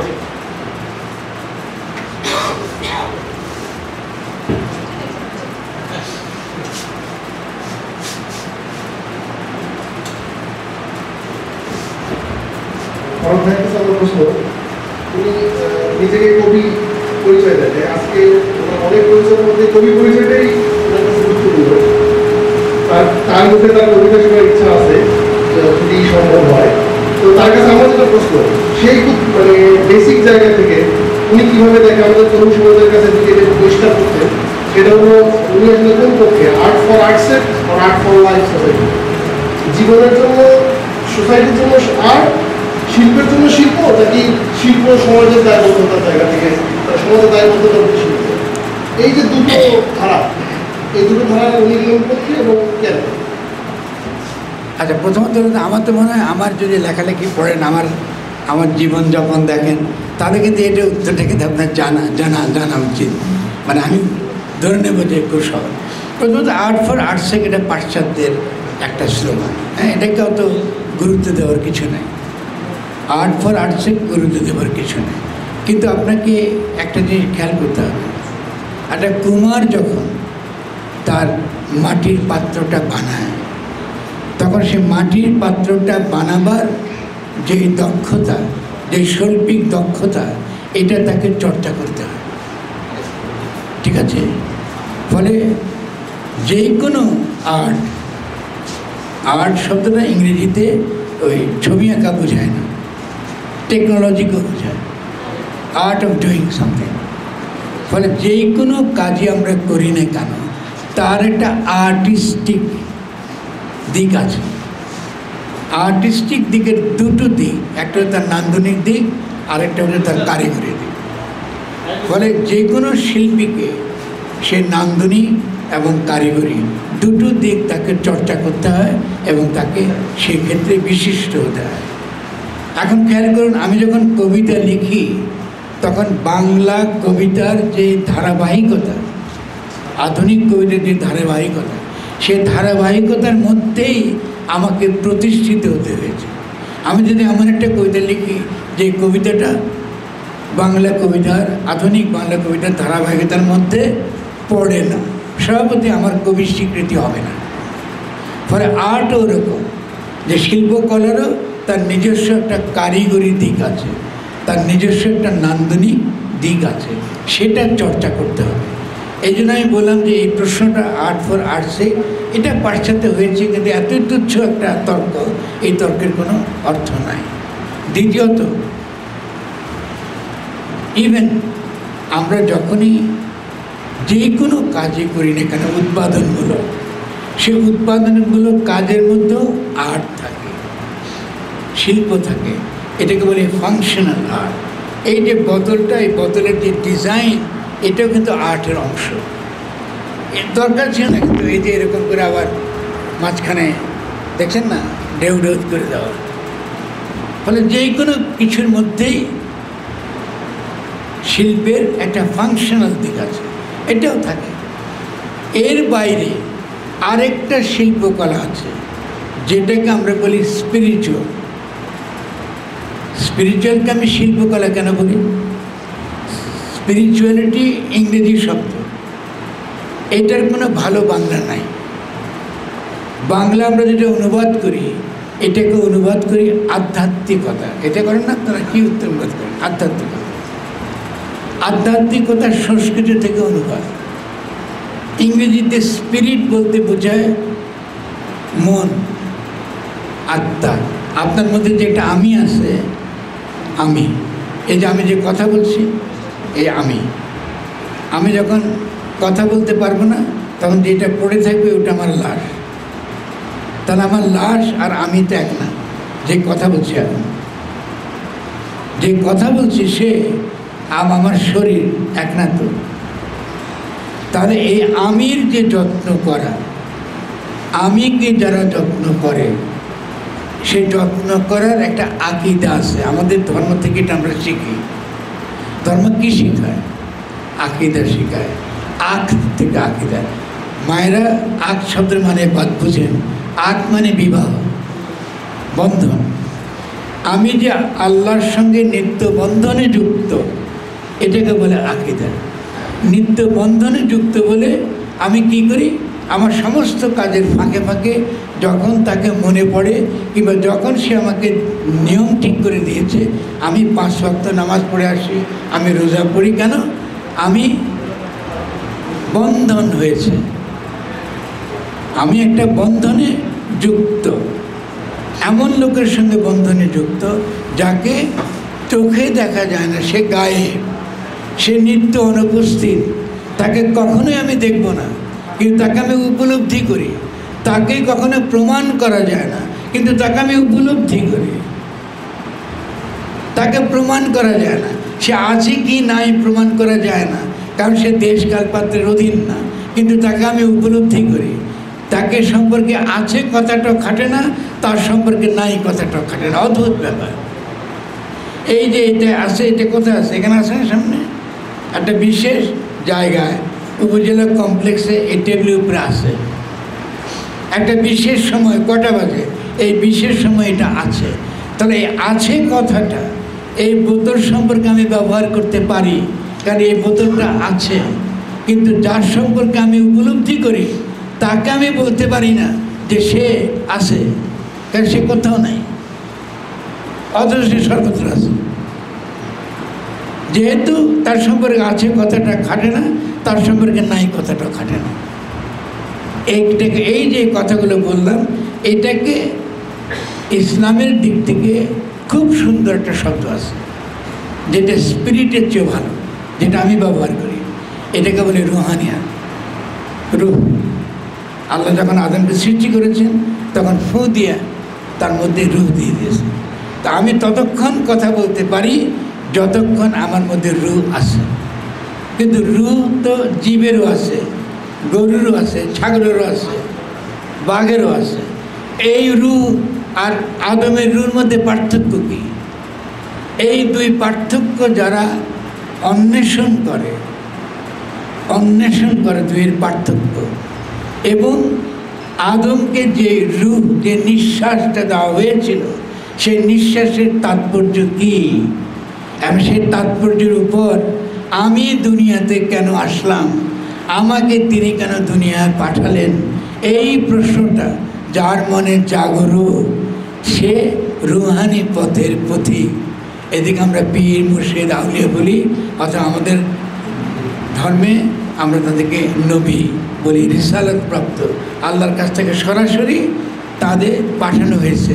আর অনেকে পীর, মুর্শিদ, অলিয়া হবে আকালে সমাজের ভালো মন্দ তারা সমাজকে তারা পথ দেখায়। ফলে রুহানি আত্মা খুব গুরুত্বপূর্ণ একটা ধারণা। স্পিরিচুয়ালিটির ভালো বাংলা রুহানিয়াত, কারণ এটা আমার ধর্মের সঙ্গে সহজে লোকে বুঝে যে রুহানিয়াত বলতে কী বুঝি। তাহলে রুহানিয়াতটা কী করে ডেভেলপ করা যায়? ডেভেলপ করা যায় যদি আমি আমার যত্ন করি। আমার যত্ন করে মেলা পদ্ধতি আছে।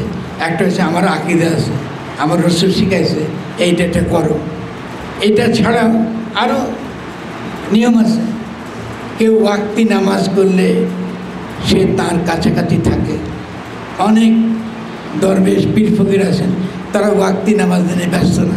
কেউ ওয়াক্তি নামাজ ঠিকই আছে, কিন্তু দায়মি নামাজে পড়তে হবে। তার মানে আজকে আমি যখন আপনাদের সঙ্গে কথা বলছি, একই সঙ্গে এটা আমার কাছে ইবাদত তুল্য। কারণ আমি জানি আমি কি কথা আপনাদেরকে বলছি, তার জন্য একদিন আমাকে কারো না কারো কাছে জবাবদিহি করতে হবে। তিনি শুনতেছেন, আমি আসলে কি বিশ্বাস করি এটা সততার সঙ্গে বলছি কিনা, নাকি আপনাদের সঙ্গে প্রতারণা করতে আসছি, এটাকে বলে রুহানি। এই যে সতর্ক থাকা, আমির যত্ন নেওয়া, কী খাচ্ছি, কী পড়ছি, কেমনে চলছি, কারো উপর অত্যাচার করছি কিনা, কাউকে শোষণ করছি কিনা, কাউকে প্রতারণা করছি কিনা, এখান থেকে আমি দূরে থাকি, নিজেকে নিজে দূরে থাকি, যেন আমার জন্য কোনো পুলিশ না লাগে, আমার জন্য কোনো প্রশাসন না লাগে। এই যে জীবন, এই জীবনটা যারা পালন করে, আল্লাহর নিকটবর্তী হবার জন্য তারা সাধনা করে, এইটা হলো রুহানিয়াতের পথ। এইটা হলো আধ্যাত্মিকতা বলি বাংলায় আমির যত্ন করা। সহজে বুঝাবার জন্য আমি বলি এটা আমির যত্ন করা।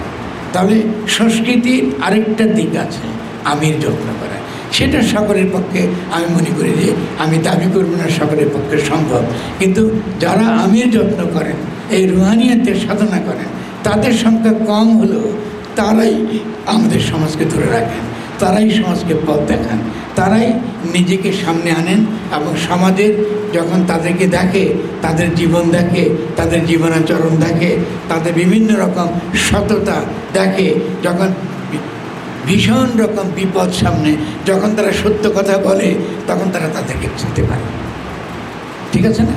তাহলে সংস্কৃতি কিন্তু অনেক গুরুত্বপূর্ণ একটা ধারণা। ফলে আজকে যদি আমরা মনে করি যে এই যে পণ্ডিত সংস্কৃতি কেন্দ্র, তার যে সংস্কৃতি ধারণা, এটাও হবে অনেক গভীর, এবং সেও ওই গভীর তাৎপর্য বহন করে সে অবশ্যই চিলমারিতে বড় একটা ভূমিকা রাখবে, এবং এই তার বড় ভূমিকা রাখার মধ্য দিয়ে সে একটা জাতীয় ক্ষেত্রে একটা বিশাল ভূমিকা রাখবে বলে আমি বিশ্বাস করি। আশা করি যে আপনারা সেই কাজটা করবেন। আসসালামু আলাইকুম ভাই, আপনাকে আমরা তো সচরাচর পাই না, আজ পেয়েছি, এর জন্য হয়তো প্রশ্ন একটু বেশি থাকবে। 1970-এর দশকে আপনি বাম রাজনীতির সাথে জড়িত ছিলেন এবং বাম রাজনীতি করতেন। তারপরে 90-এর পরে আপনি ইসলামের বিভিন্ন কালচারাল প্রোগ্রামগুলো বা বিভিন্ন কথাবার্তা বলা সেগুলো শুরু করলেন।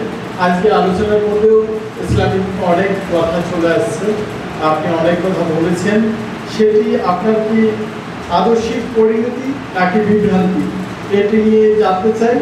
আর দ্বিতীয় বিষয় হলো, আপনি এই আলোচনার মধ্যে অনেকবার সাম্রাজ্যবাদ এবং এই যে গণ অভ্যুত্থান, পরবর্তী সময়ের সরকার, এগুলো নিয়ে কথা বলেছেন, গণ অভ্যুত্থান নিয়ে কথা বলেছেন।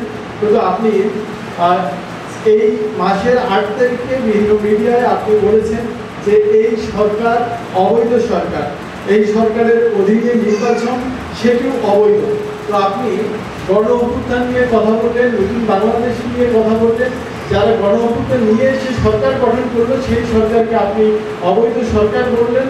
দুইটার মধ্যে আদর্শিক কোনো ধরনের দ্বন্দ্ব থাকলো কিনা, এই বিষয়টি যদি আপনি খোলাসা করেন।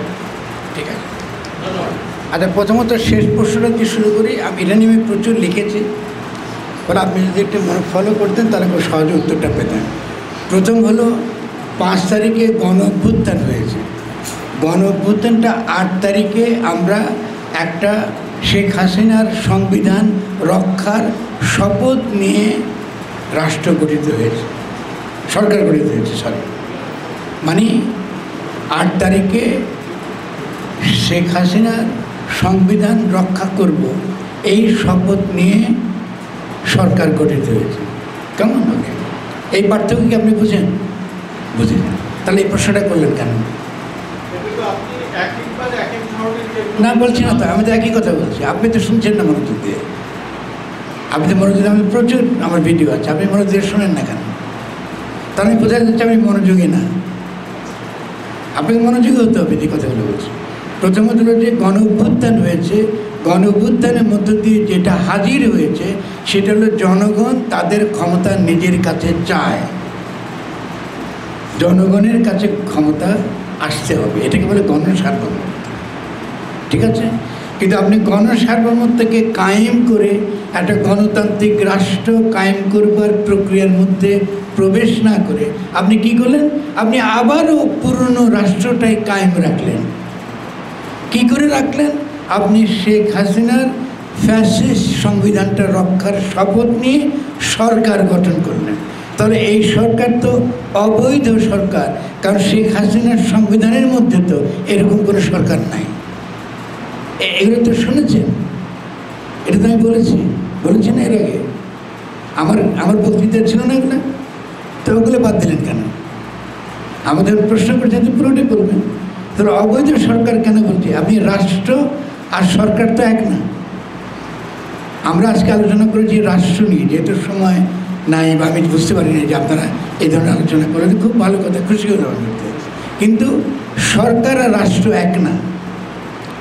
আপনার মধ্যে এখনো সরকার শব্দটা ঢুকে আছে। শেখ হাসিনার সংবিধানের অধীনে এই সরকার গঠিত হয়েছে, কিন্তু এই ধরনের সরকারের কোনো বৈধ বিধান তার সংবিধানে নাই, অতএব এটা অবৈধ সরকার। ফলে এই অবৈধ সরকারের অধীনে যদি আপনি জাতীয় ঐক্যমত্য কমিশন করেন, এটা অবৈধ হবে। এই সরকারের যে কোনো প্রস্তাবই অবৈধ হবে। তাহলে এর পরিপ্রেক্ষিতে আমার দাবি কী ছিল? আমার দাবি সবসময় প্রথম থেকে ছিল যে ডক্টর ইউনূসকে পূর্ণ ক্ষমতা সম্পন্ন অন্তর্বর্তীকালীন সরকার তৈরি করতে হবে। ওটা তো আপনি বাদ দিয়েছেন আপনার প্রশ্ন থেকে। তাহলে আমি বলবো এটা খুব সুবিধাবাদী প্রশ্ন করেছে, এটা ঠিক হয়নি। না, এটা ঠিক হয়নি। আপনি আমাকে যদি কোট করেন, আপনি পুরোটা কোট করবেন, আপনি অর্ধেক কোট করছেন কেন? কারণ এটা তো একটা সেকশন, যারা নির্বাচন চায় তারা এইভাবে ক্যাম্পেইন করে, অর্ধেক বলে বাকিটা বলে না। তাহলে আমাদেরকে পরিষ্কার বলতে হবে, আমি কী বলছি পুরোটা আমি দেখতে হবে। শেখ হাসিনার অধীনে এরকম কোনো সরকার নাই, ফলে এই সরকারটা হয়েছে অন্তর্বর্তীকালীন সরকার হয় নাই। এই সরকার হচ্ছে সেনা সমর্থিত উপদেষ্টা সরকার। আমার লেখা পড়েন, প্রচুর লিখেছি এটা। তাহলে সেনা সমর্থিত উপদেষ্টা সরকারের আলোচনা তো আজকে আমরা করি নাই, আমরা রাষ্ট্র নিয়ে আলোচনা করেছি। আমরা বলেছি আমরা নতুন ধরনের রাষ্ট্র গঠন করতে চাই, কিন্তু আপনার প্রশ্নটা হচ্ছে সরকার। আপনি রাষ্ট্র এবং সরকারের পার্থক্য নাই মাথার মধ্যে। না, আমার প্রশ্ন ছিল যে আপনি গণ অভ্যুত্থান নিয়ে কথা বলছেন, যারা গণ অভ্যুত্থানে তরুণ, যারা এই গণ অভ্যুত্থান ঘটালেন তাদের গঠন করা সরকার, সেই সরকারকে আপনি যখন অবৈধ সরকার কেন বলছি তো ব্যাখ্যা করছি আপনাকে। আপনি তো এগুলো যেগুলো বলছেন আমি জানি, আমি কেন তাকে অবৈধ করি? ওদের গণ অভ্যুত্থান তো মিথ্যা হয়ে জানে, মানে আমি এটা তো মুশকিল। আপনারা যদি চিন্তা করতে না জানেন তাহলে মুশকিল তো উত্তর হবে। গণ অভ্যুত্থান তো মিথ্যা হয়ে যায় নাকি 5 অগাস্টে গণ অভ্যুত্থান হয় নাই, এমন তরুণরা তো গণ অভ্যুত্থান করে ভুল করে নাই। না, আর ব্যাখ্যা তো আছে, আপনি আমার ব্যাখ্যা প্রচুর ব্যাখ্যা আছে, আমাদের মেলা ভিডিও শুনলে আপনি মনোযোগ করে শুনতেন। কারণটা হচ্ছে গণ অভ্যুত্থানটা হবার পরে গণ অভ্যুত্থানের পক্ষেই তো এতক্ষণ আমি কথা বললাম। না, এটা শেষ করি, আমি শেষ কারণ করলে পরে আপনি খেয়াল করলেন না যে পুরো আলোচনাটাই গণ অভ্যুত্থানের পক্ষেই তো বললাম, কারণ আমরা তো সরকার আলোচনা করি নাই এখানে, সেটা করলে তো ভিন্ন আলোচনা হতো। তাহলে গণ অভ্যুত্থানের পরে সেই পরিপ্রেক্ষিতেই গঠনের কথা বলেছি, কারণ গণ অভ্যুত্থানের মধ্য দিয়ে জনগণের যে অভিপ্রায় ব্যক্ত হয়েছে এইটাকে পণ্ডিত সাংস্কৃতিক কেন্দ্র কী করে বাস্তবায়িত করবে তারই আলোচনা করেছি, যেহেতু আরও দীর্ঘ আলোচনা করার সুযোগ ছিল না। যদি আমাকে আপনারা বলতেন আমি বলতাম। এটা 1 নম্বর। এরপরে আর কি প্রশ্ন ছিল, একটু হারিয়ে ফেললাম। আর কি ছিল প্রশ্ন? আচ্ছা, ঠিক আছে। 70-এর দশকে বাম রাজনীতি কি আমি জানি না, এটা কাকে বলে, এটা আপনাদের মাথায় ঢুকে আছে। 70-এর দশকের বামদের মধ্যে 2-3টা ধারা ছিল, একরকম ধারা ছিল না। একটা সিপিবি ধারা ছিল, একটা মাওবাদী ধারা ছিল, ঠিক আছে। ফলে বাম শব্দটাও রাজনৈতিক পরিভাষা হিসেবে অত্যন্ত প্রাচীন এবং পরিত্যাজ্য শব্দ। যারা এই বাম শব্দ ব্যবহার করে বোঝা যায় তাদের মধ্যে এখনো পর্যন্ত ন্যূনতম রাজনৈতিক জ্ঞান আসে নাই।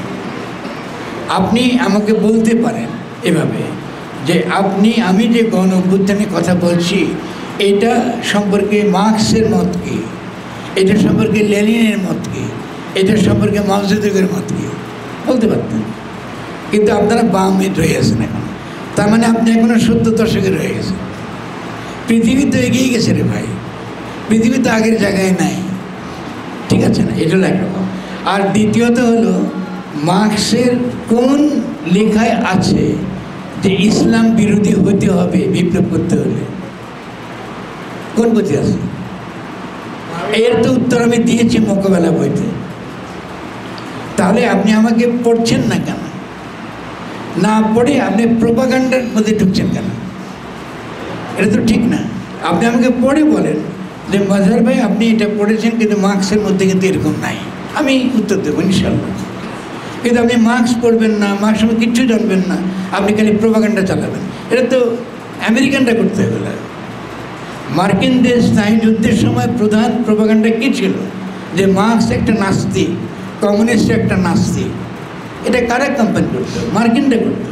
এই নাস্তিকতার তত্ত্বটা কারা গ্রহণ করতো? ইসলামিস্টরা গ্রহণ করেছে। ইসলামিস্টরা গ্রহণ করে তারা কমিউনিস্টদের বিরুদ্ধে নিধন যজ্ঞ চালিয়েছে। আপনি তো এখনো পুরনো জায়গায় রয়ে গেছে। বামপন্থী বা মার্ক্স তো কখনো নাস্তিক ছিলেন না। লেনিনের কোন বইতে আপনি দেখবেন যে তিনি খ্রিশ্চানিটির বিরুদ্ধে বিদ্বেষ ছড়িয়েছেন বা খ্রিশ্চানিটিকে মৌলবাদ বলেছেন? কোথায় পাবেন? এঙ্গেলসের বইতে উল্টো বলেছে যে যিশু হলো সে আমলের প্রথম সমাজতন্ত্রী। পড়েন না কেন? যিশু ছিল, বলছি আপনাকে, পড়ুন কি বলছে। যিশু সে আমলে ছিল প্রধান একজন সমাজতন্ত্রী। এই কালে বিচারে তাকে সমাজতন্ত্রী বলতে হবে। তিনি তো সমাজ পরিবর্তন চেয়েছেন। তাহলে মুহাম্মদ যিনি ইসলামের রাসূল তিনি সামাজিক রাজনৈতিকভাবে কী চেয়েছিলেন? আপনি কোনোদিন তার ইতিহাস পড়েছেন? তার জীবনী পাঠ করেছেন? ঐতিহাসিক বস্তুবাদ বলে একটা ধারা আছে যে ইতিহাস পাঠ করে বুঝতে হবে। তাহলে মুহাম্মদের জীবনী আপনি পড়েননি? অবশ্য এই দেশের 95% মানুষ মুসলিম ইসলাম ধর্মাবলম্বী। আপনি কোরআন শরীফ পড়েন নাই, অবশ্য এই দেশের লোকজন কি ইসলাম ধর্মাবলম্বী। তাহলে ওদের সঙ্গে আপনি কেমনি ওদেরকে আপনি পথ দেখাবেন?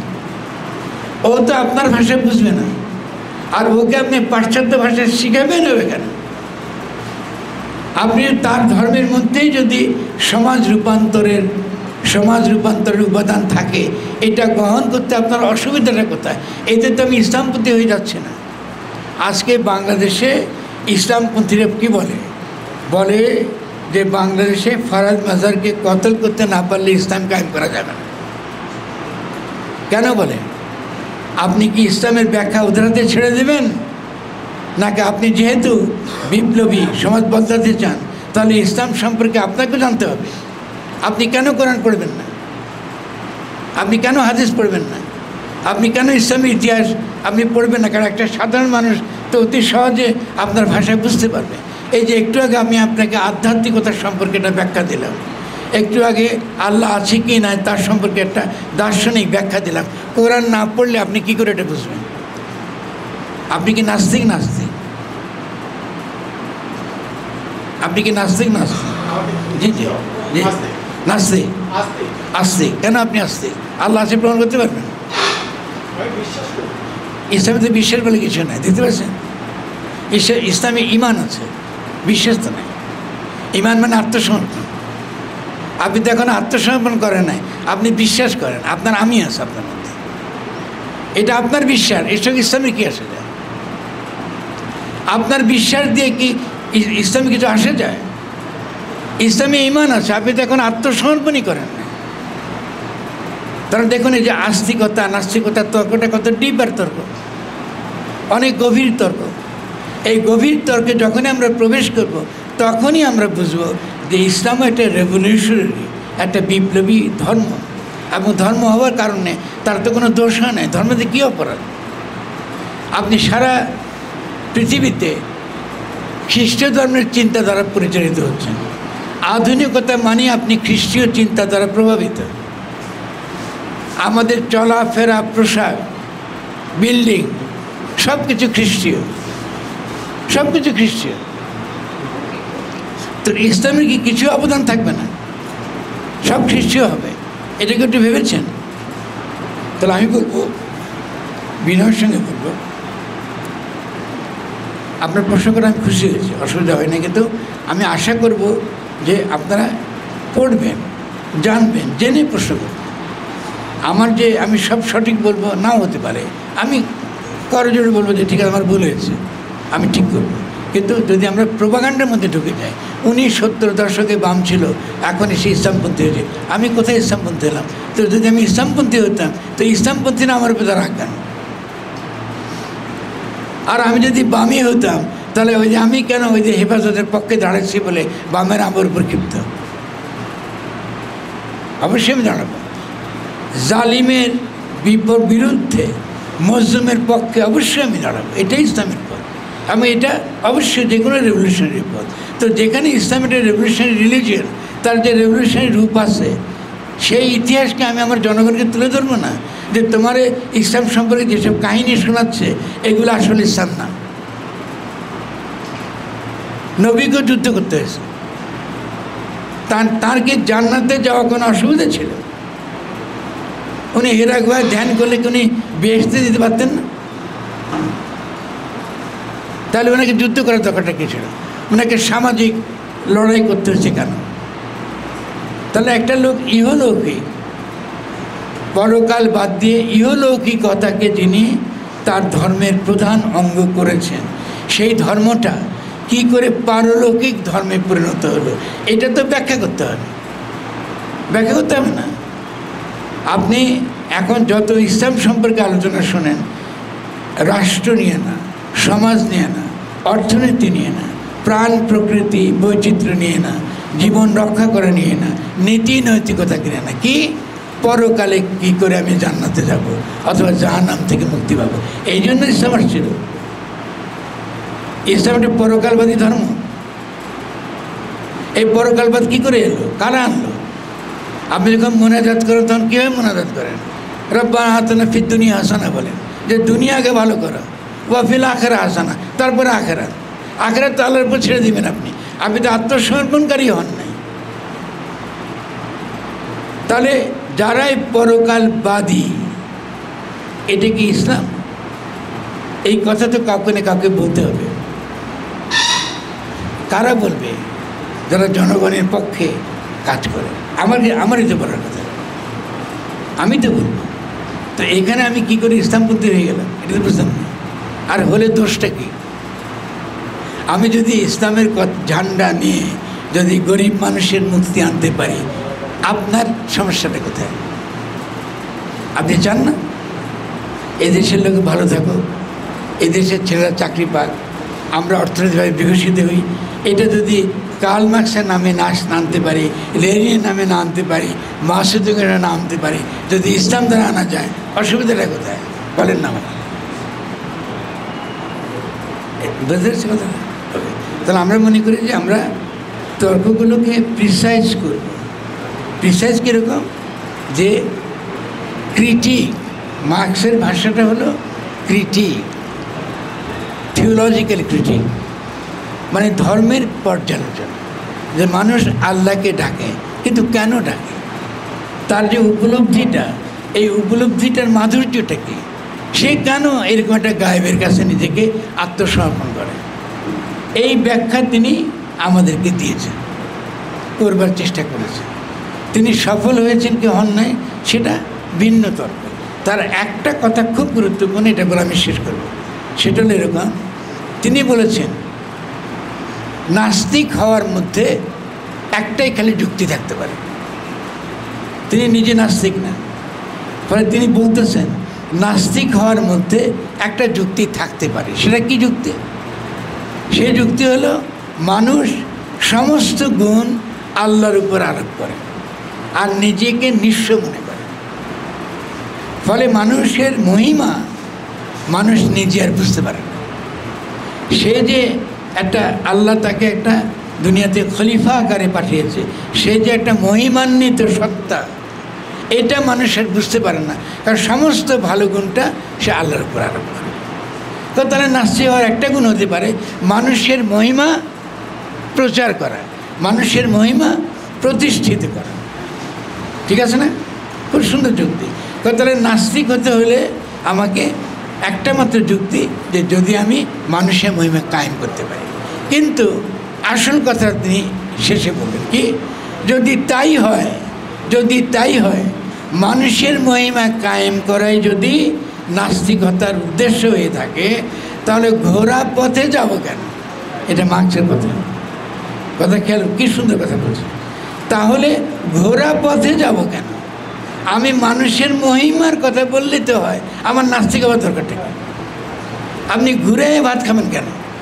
আপনি যদি মানুষের মহিমা প্রচার করাই আপনার উদ্দেশ্য হয়, তাহলে মানুষ সম্পর্কে কথা বলেন, মানুষকে নিয়ে আপনি রাজনীতি করেন, মানুষের ভালোর কথা বলেন, তাহলে তো আপনি মানুষের মহিমা আপনি কায়েম করতে পারেন। তাহলে নাস্তিকতার একটাই মাত্র যুক্তি থাকতে পারে, মানুষকে প্রতিষ্ঠিত করে, মানুষের মূল্যটাকে প্রতিষ্ঠিত করার সময়। এছাড়া তো নাস্তিকতার কোনো মূল্য কার্ল মার্ক্সের কাছে নাই। তাহলে মার্ক্স পড়ে নাই কেন? আমরা মুখে বলি বাম, কিন্তু মার্ক্সের একটা পাতা উল্টে দেখিনি। এটা তো মারাত্মক ক্ষতিকর আমাদের জন্য। ফলে আমরা কী হচ্ছে, আমরা পিছিয়ে পড়ছি বারবার। অথচ আমরা এত বড় গণঅভ্যুত্থান করে ফেলাম, বা এতদিনে তো আমরা বিরাট একটা ঘটনা সারা দুনিয়াকে কাঁপা দিতে পারতাম। কিন্তু মাথার মধ্যে আমাদের যে চিন্তাগুলো জমে আছে, এই চিন্তাগুলো অতি প্রসাদ, পুরনো চিন্তা। এই চিন্তা তো বাদ দিতে হবে। তো আশা করব যে পণ্ডিত সংস্কৃতি কেন্দ্র আমাদের মাথার মধ্যে যেসব আবর্জনাগুলো আছে, এসব আবর্জনাগুলো সাফ করবে এবং সত্যিকারের বুদ্ধিভিত্তিক তর্ক, জীবন্ত সপ্রাণ বুদ্ধিভিত্তিক তর্ককে সে আরও শক্তিশালী করে দেবে। এর মধ্য দিয়েই আমরা মনে করি সামনে এগিয়ে যাবে। ঠিক আছে না ভাই? এর মাধ্যমে আমরা প্রশ্ন উত্তর পর্ব শেষ করব।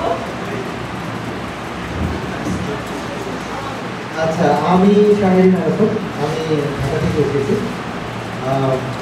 আমি পেশাগতভাবে সাংবাদিকতার সঙ্গে জড়িত আছি। এখানে আমি কিছু কথা একটু বলতে চাই।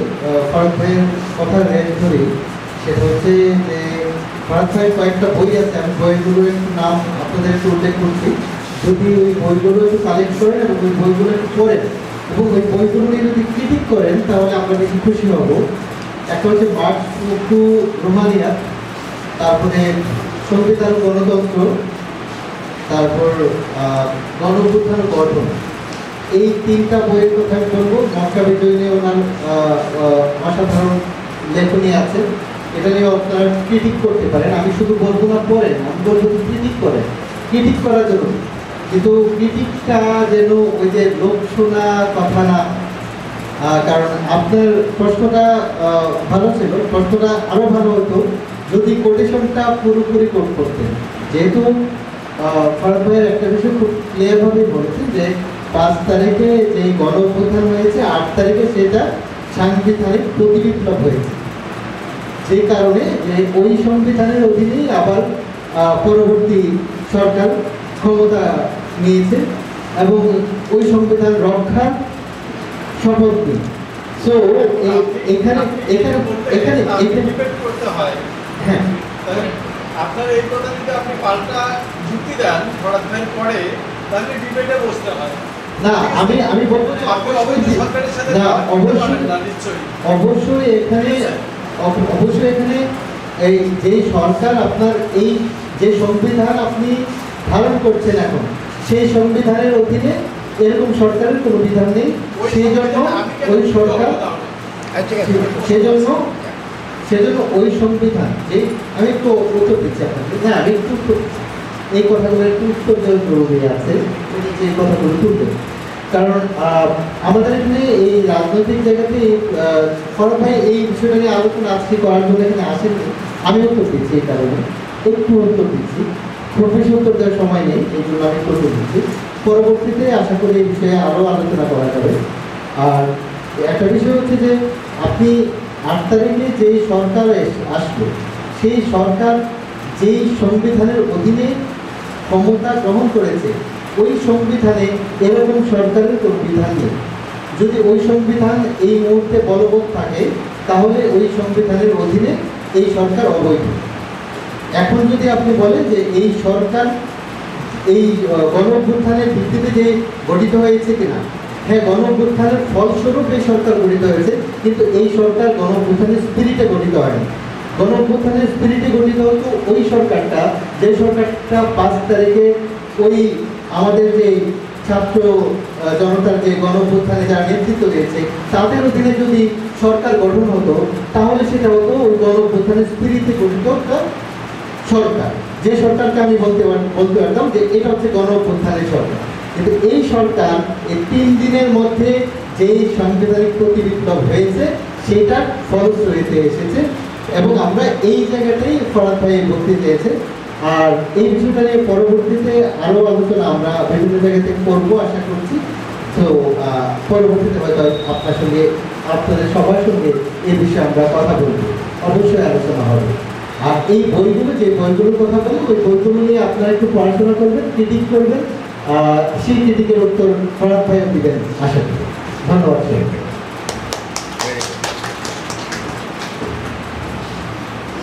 আমরা প্রশ্ন উত্তরের পর্ব এখানেই শেষ করব।